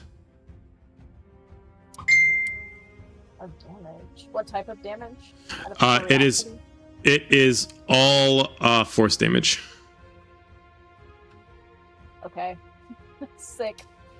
Shatter, shatter, shatter, shatter as he sacrifices echoes to do it. And then he is going to bonus action activate blur. And he is going to cast Eldritch Blast on you. He has no spell slots to use, so he can only cast it. So that is a 22 to hit. Mm-hmm. 22 points of force damage. Of damage. Mm-hmm.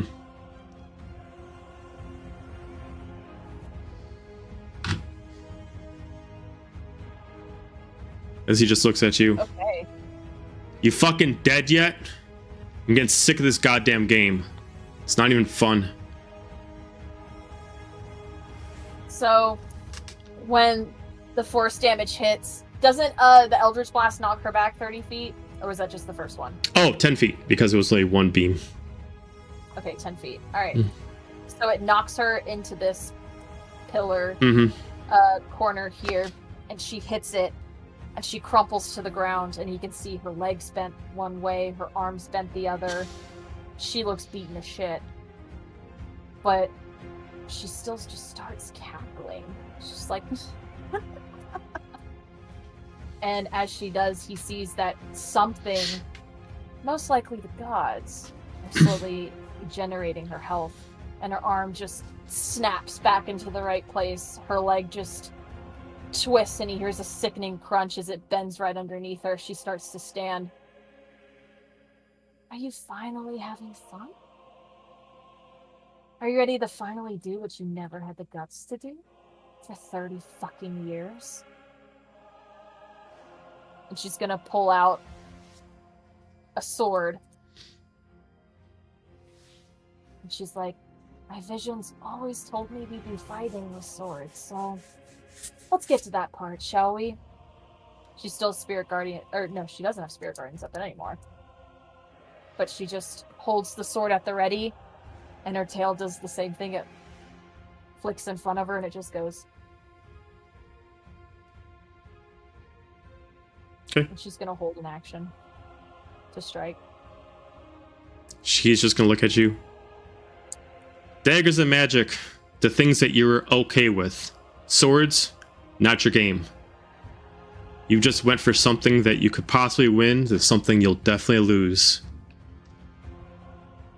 And then he's going to bonus action Misty Step behind you. Or right above you. And he's just going to whisper in your ears. Time to die, Dahlia. As he's going to cast one legendary action charge. As he is going to do...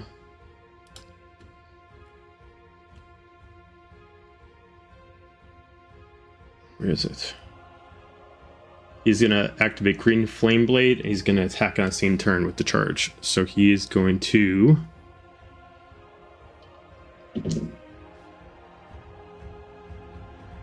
$33 to hit. Mm-hmm.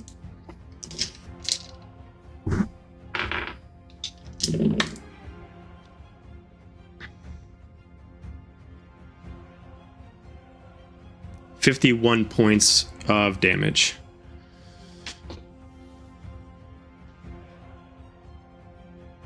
As for Flavor, as he misty steps behind her, she anticipates it and turns around, and she holds her sword high to bring it down.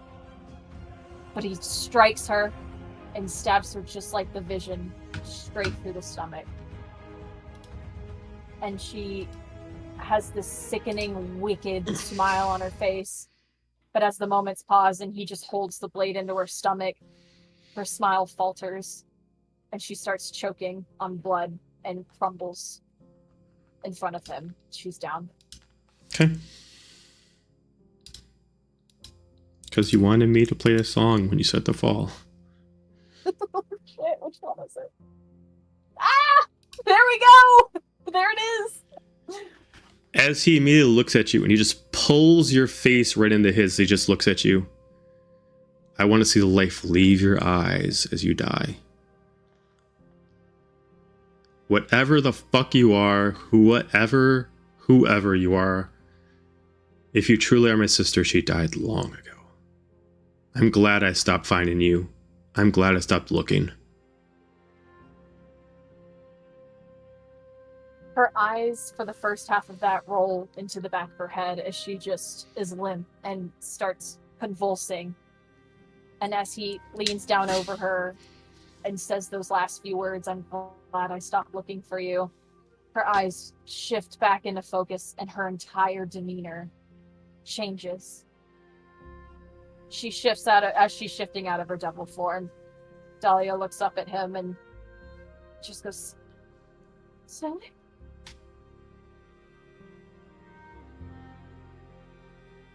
No games. Where have you been? Not listen to your words anymore.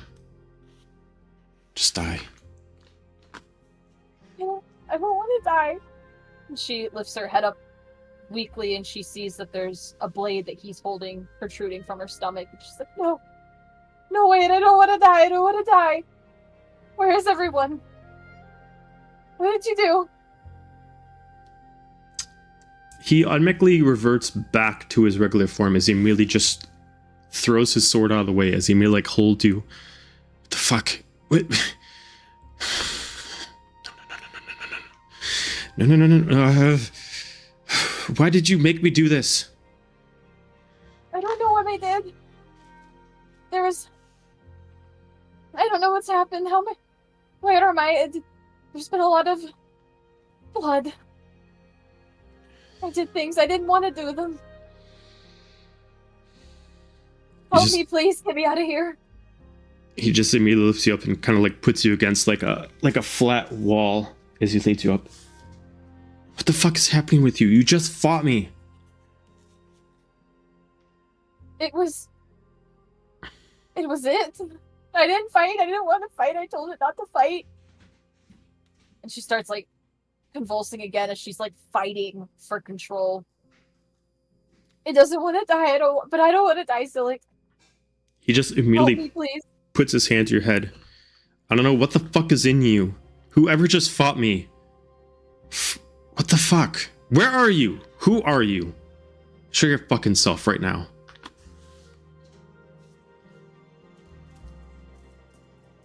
She's like fighting to hold his gaze, but just as she tries to form words, her face just contorts and it goes from desperate and anguished and in pain back over to its hardened, cold, unfeeling self and just goes,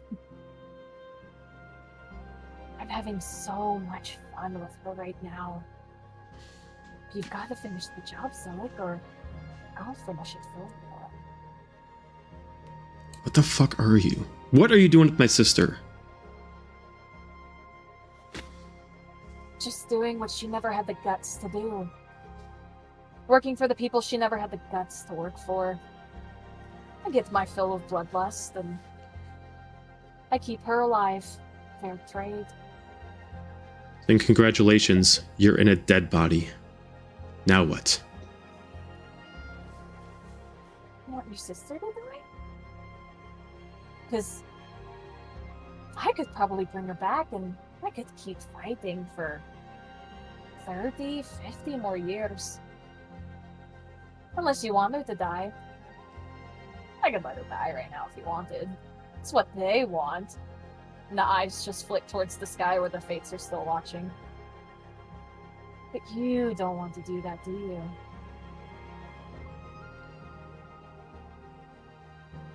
Just looks at you as you can't tell with the rain if he's crying or if it's just the rain coming down his face. Looks directly at you. Looks at wherever this thing is in. You want a strong body? Leave her.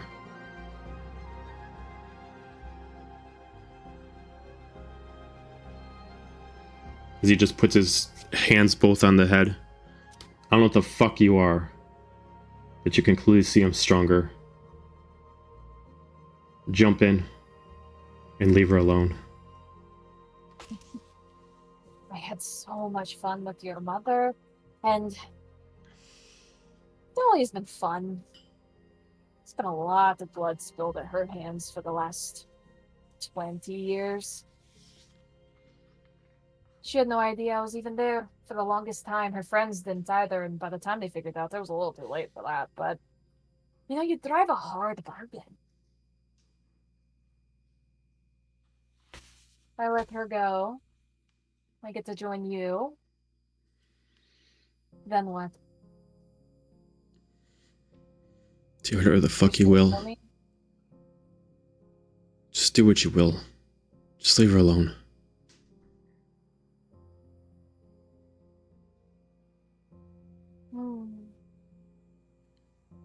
I don't know, Silik, you're at a bit of an impasse here.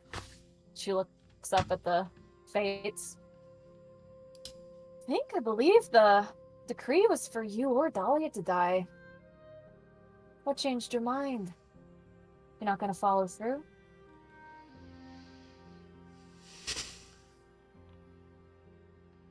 He just slowly grabs out a blade from back, hoping that the gods won't see. As he does, and he just pretends to put it into the wound as he just places Dahlia's hands over his. They won't know different. Do you want to die? Do you want to survive? Leave her alone. Do what you will. Oh man, we're gonna have so much fun, Silik. I love a host that doesn't fight back. Haven't had one in a while. And suddenly her face contorts and it's like the maniacal part of her just ebbs away as the parasite forms a shadow around her body and just seeps through his hands and then lunges straight for his face and infests him, leaving Dahlia.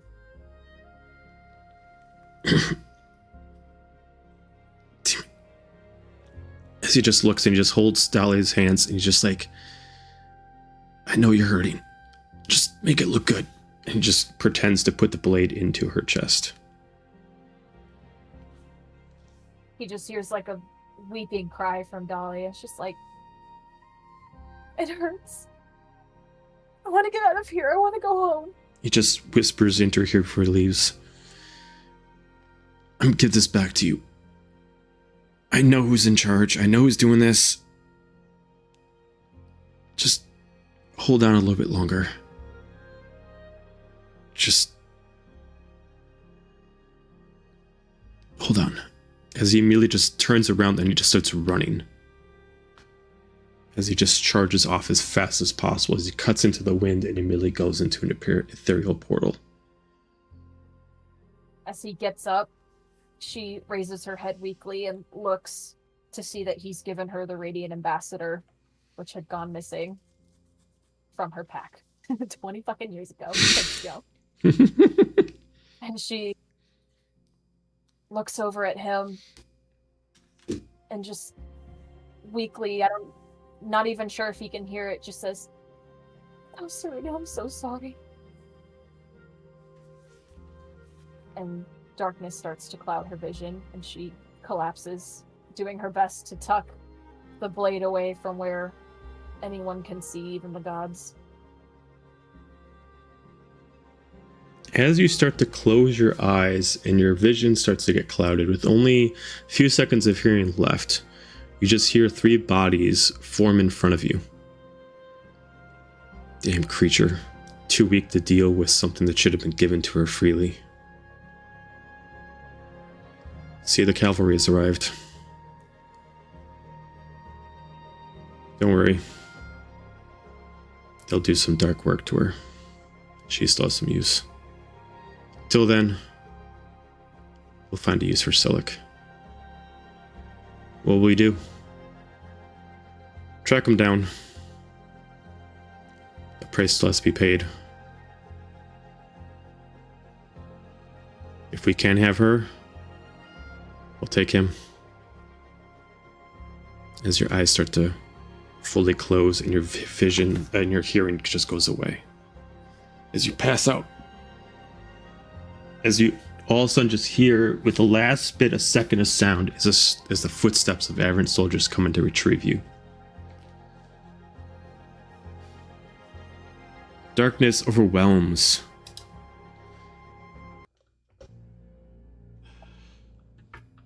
As unfortunately, well, in my case, fortunately, Dahlia fails to kill Silic.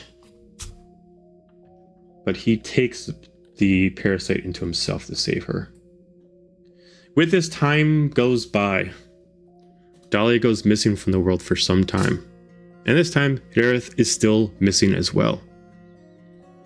Different heroes have taken over the world. Different heroes have made their place in the world. And now a bigger change has happened. We are now 5 years later. Into a point that even a darker vision has occurred. Vision of fire, vision of death, an ending to one campaign and beginning to another, where it has just been announced that several heroes have been named as the Heralds of Bahamut. At the same time, new heroes are developing as a team in a land called Khalid, as they go on a mission to free an artifact. At the same time, Dahlia is summoned to a location to fulfill a destiny, a path given before her, as she is sent to Khalid to fulfill this pact. We open up on a ritualistic circle, seen only once in a vision. And I will move it to that. Ooh, wee. And let me just alter the map because Roll20 is weird when it comes from me posting this stuff. So bear with me. Just a hot tick. I heard. I'm not going to say what I heard. Oh, just a hot dick. Ah, you knew what I heard. Oh, shit. I know how you think. I know. I'm a child internally. Oh, shit. Yeah, why does Roll20 do this? Roll20 is so weird. Bear with me for a second, folks, because, like, Roll20 zooming in and zooming out process is weird. Okay. So, as we enter into the 55th year, we are on a land of mostly peace. Khalid itself is a land outside of the government of the world, not affected by gods of normalcy, not affected by the Trinity War that's currently taken over. But Dahlia has a certain path that she must follow. For 7 devils to be summoned and for Xeris Deimos to be brought from the Shadowfell and to permanently be brought to reign into the Nexus world that most of our heroes live on, a sacrifice must be had. A one that's been planned that Silic has denied him a long time ago, but was then moved to be destined to Dahlia. A fate that she tried to avoid for some time, but now, with still control over her, or at least a partial control that she is making others to believe, she follows suit into this path. As we enter into a secret dungeon, hidden from most of society into Khalid, a ritualistic room. Many different shamans that serve Deimos are there, and on top of a large obsidian pyre is a throne made specifically for him as he has taken over his devil form. Compared to Dahlia and Silic, Xeris' devil form is a lot more monstrous. More of a huge size compared to medium. Multiple horns. Pure devil compared to half-breeds. He just sits there waiting for you to accept your fate. And just gestures to you, to the ritualistic circle.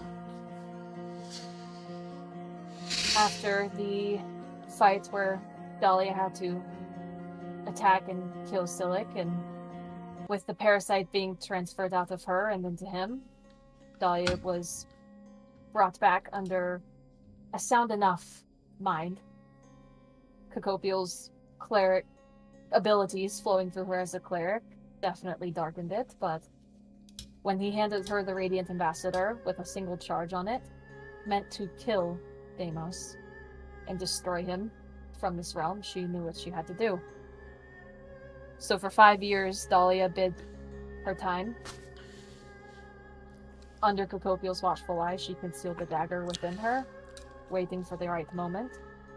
And soon enough, she found when it was. So as Cacopiel sends her to fulfill this part of her and Deimos' deal, Dahlia walks forward, shoulders back, eyes straight and unfeeling. Her hair at this point is now entirely white. Her eyes still cold and calculated, much like under the parasite's control, but there is a slight bit of softness that the parasite could never have. And she walks forward and takes in the shamans and all of those present, and then looks at Deimos and bows her head. My lord, you've summoned me. You know why you were here? I do. And if you are ready, so am I. Millie steps up.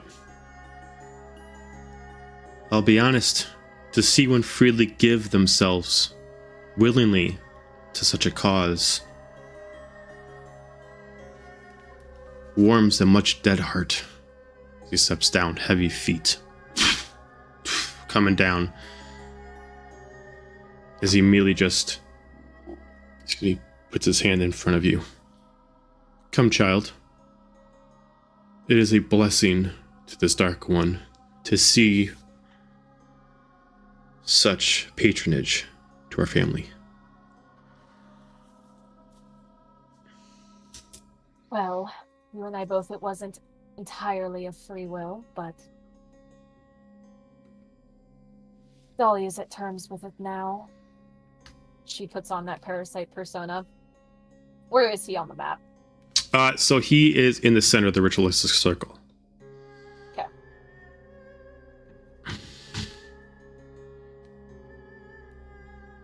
Just puts his hands out to you to kind of, at first, kind of almost like kiss the ring.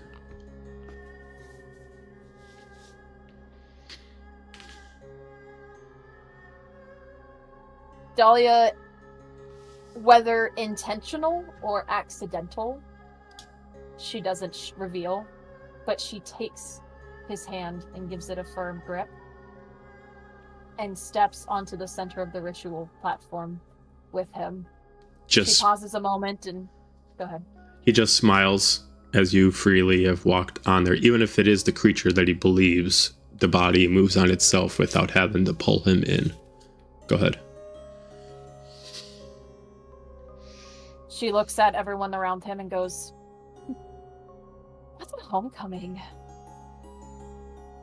Dahlia isn't here to deliver this message, but before we get underway, allow me to deliver it for you, my lord." And she waits for his approval so she can speak. He just turns his hand and just lifts your chin up. Speak your mind.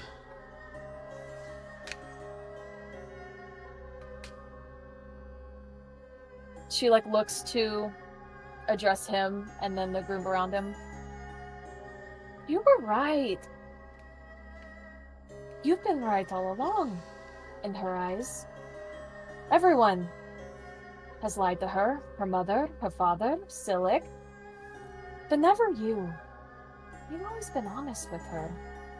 She's definitely looking to kind of stroke his ego a bit. This world is a mess. These gods, these kingdoms, and all their people have ruined this realm with greed and pride. After so many years of being jerked around, manipulated, and humiliated, Dahlia finally sees it. This realm needs new reign and an iron fist of leadership and guidance.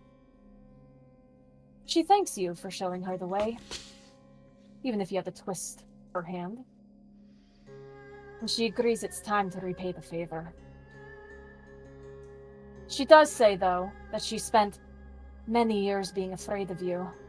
Your guidance could have made her so much stronger, so much earlier in time. Perhaps if she could have had a real family, one that she could be proud of. She has one last request, my lord. To feel what it may have been like to be loved by her grandfather. Would you embrace us? A simple request that I am more than honored to give out, as he goes down on one knee to put himself at level with you, as he just opens up his arms wide to embrace. She turns to face him, and her whole body relaxes as he opens his arms. And just as she moves her shoulders to open hers too, a dagger is pulled from behind her coattails, and she plunges it straight for his heart. And using the final charge on Radiant Ambassador, she stabs him through the chest. "Thank you, grandfather," she says.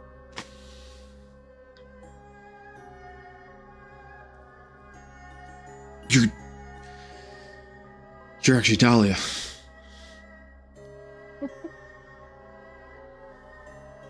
Who can play at this game?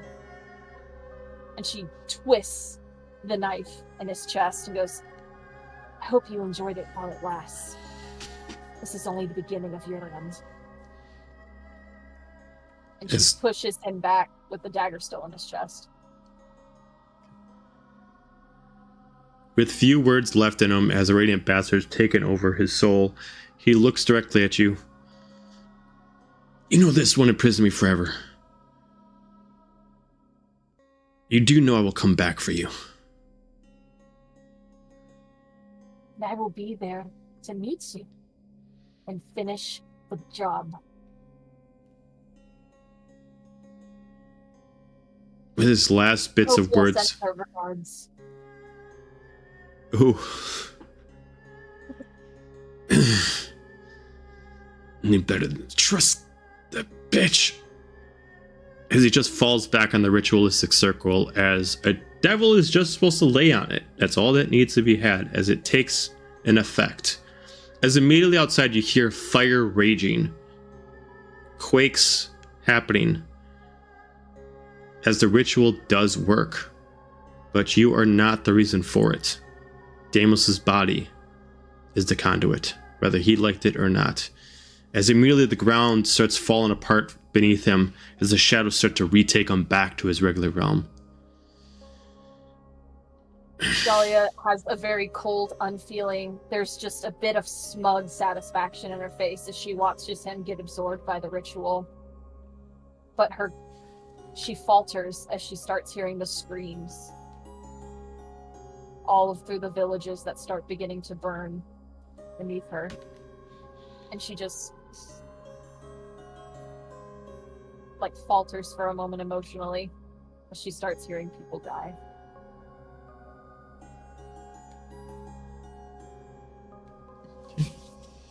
With now the 7 devils summoned, Dahlia is not the sacrifice, but Deimos is. But still, the 7 devils are summoned.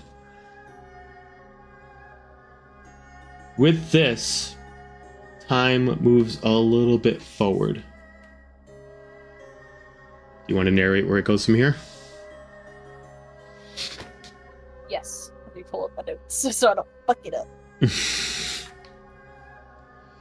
As the devils overtake and burn Khalid, and Deimos is sent back to the Shadowfell in a much weakened form, Dahlia is swarmed by long, black, inky feathers and is taken back to Kokopiel.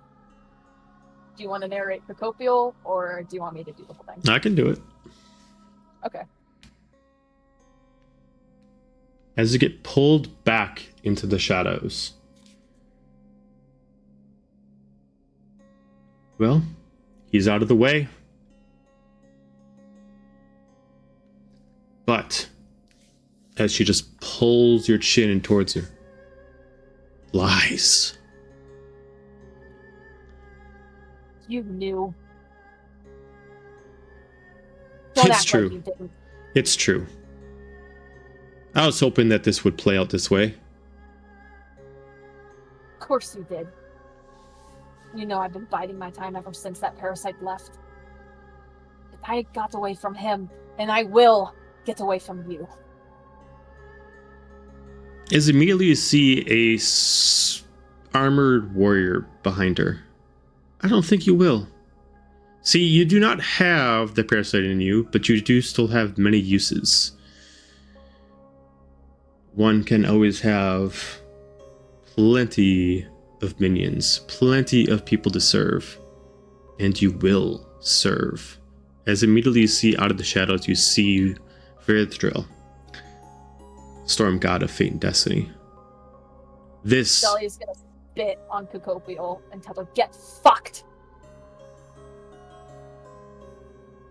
such words of hate. Just know, these are the last 3 words you'll have. I might have been ruling, but this is your master now. This is your god. Parasite or not, you will serve. As immediately just see her just twist a sword, as you immediately just get this pull of dark energy around you, pulling you down like a large hand pulling you within the depths. As you just see a drow just speak to you with deep voice. You might have failed in many quests, but at least you can at least be a sacrifice in case anybody comes for me. And that's as good as you'll be, a time waster. As immediately darkness overcomes you, as you're pulled in to darkness, into the depths, to fall asleep into an endless nightmare once again, into a body you can no longer control, only there to guard the lair of the storm god of fate.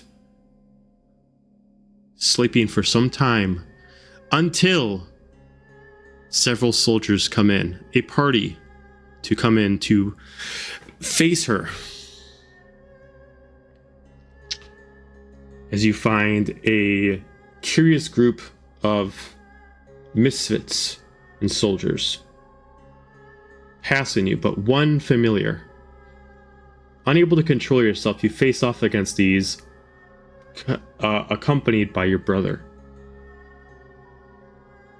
Facing off. And with the battle, it is fierce, but they were able to free you from imprisonment. And after the destruction of this hold on you, through much despair and anguish, memories become garbled. You don't know what is right and what is wrong, but you just know in your mind that Silic has failed you. The last thing that you can think of is that you need to find someone who has actually been lost to you for some time, as Silic creates a passage for you to go find Gajirakash. A twisted kindness Kokopio gave her before going under yet another mind control is a beautiful dreamscape. Everything she would have wanted. The love of her life. A cozy cottage in some woods far away from any of this. And time. Time for a family. For children. For everything Dahlia ever wanted. Peace, happiness, and love. And as she is awakened, thanks to a new found group and Silic, all her memories are of this dreamscape that little to her is not real. And then her panic, she says, I have to find them. My husband, my children. And runs through the portal back into reality. Back into a place where that happiness, that ideal life does not exist.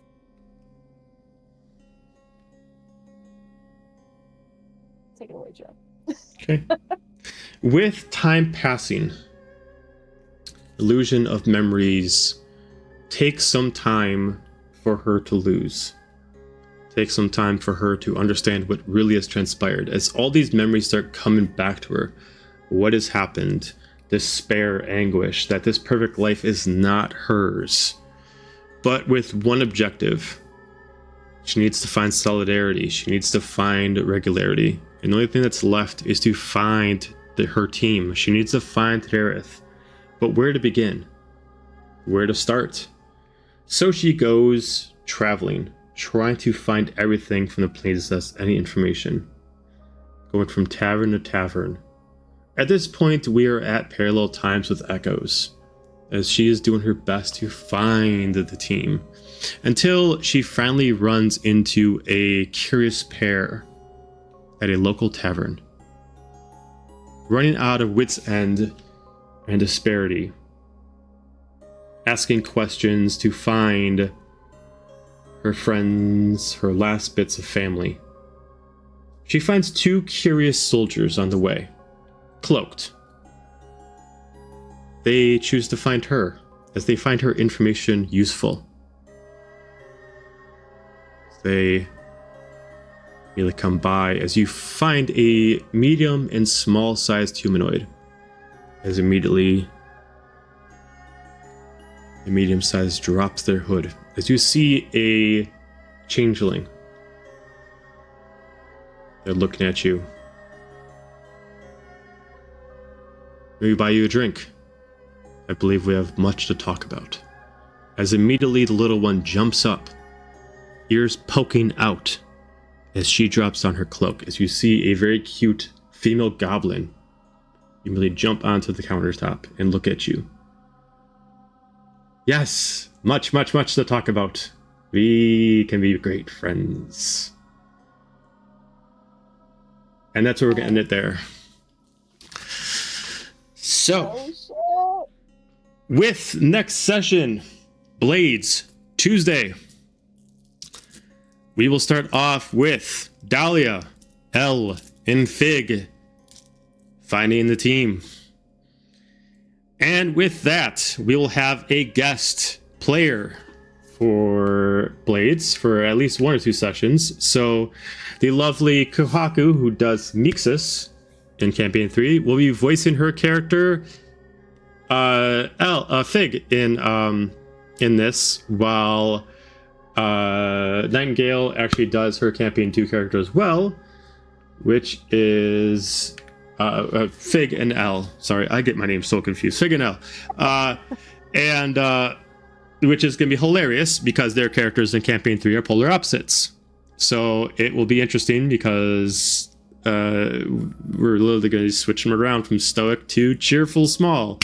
I hope everybody enjoyed this one-of-a-kind session that we did. Hope you all appreciated a little bit of effort we put into this. Yep. I forget I'm not like the only other person here, so I'm like, I'm letting Joe go, but I'm like, wait, I'm here too. Yeah, yes, you're here too. So Woo! this was a session kind of really in the works for almost 2 years. So now we're caught up everything. So I would highly recommend that if you just check this out now and you're intrigued to watch some more, catch up on the past few episodes, or if you really feel you really want to go to town, all the VODs are on YouTube. I actually have them separated between campaign 3 and campaign 1.5 at this point. They are finally linked in time, but if you start from the beginning, the reason why they are linked differently, 1.5 is quite earlier than campaign 3, but now they are finally linked. So Time skips, BB. time skips. We are now at a very close and much more adventurous, and we're at everybody at level 17, so they're getting almost the most legendary power you can get in D&D. So it's going to get a lot of fun pretty soon. They might even intersect more into the campaigns, but check it out. And then check out for the stream throughout the weekend. We might do some Dead by Daylight, some other games, so check out the stream, and then more D&D on Tuesday with episode 86 of Blades, but Echoes will be off, as that will be their vacation. But next week we will also have 5-bar D&D. So if you're in Wisconsin, go to Beloit, and if you want to have a good drink and you want to see a game in person and check out some players that's still new to this and just kind of some fun with it, check out 5-bar in Beloit, Wisconsin. That being said, thank you everybody for checking out the stream, and we hope to see you soon. Have a fantastic weekend, and we will see you Tuesday. Have a great night. Tuesday. Pick this up.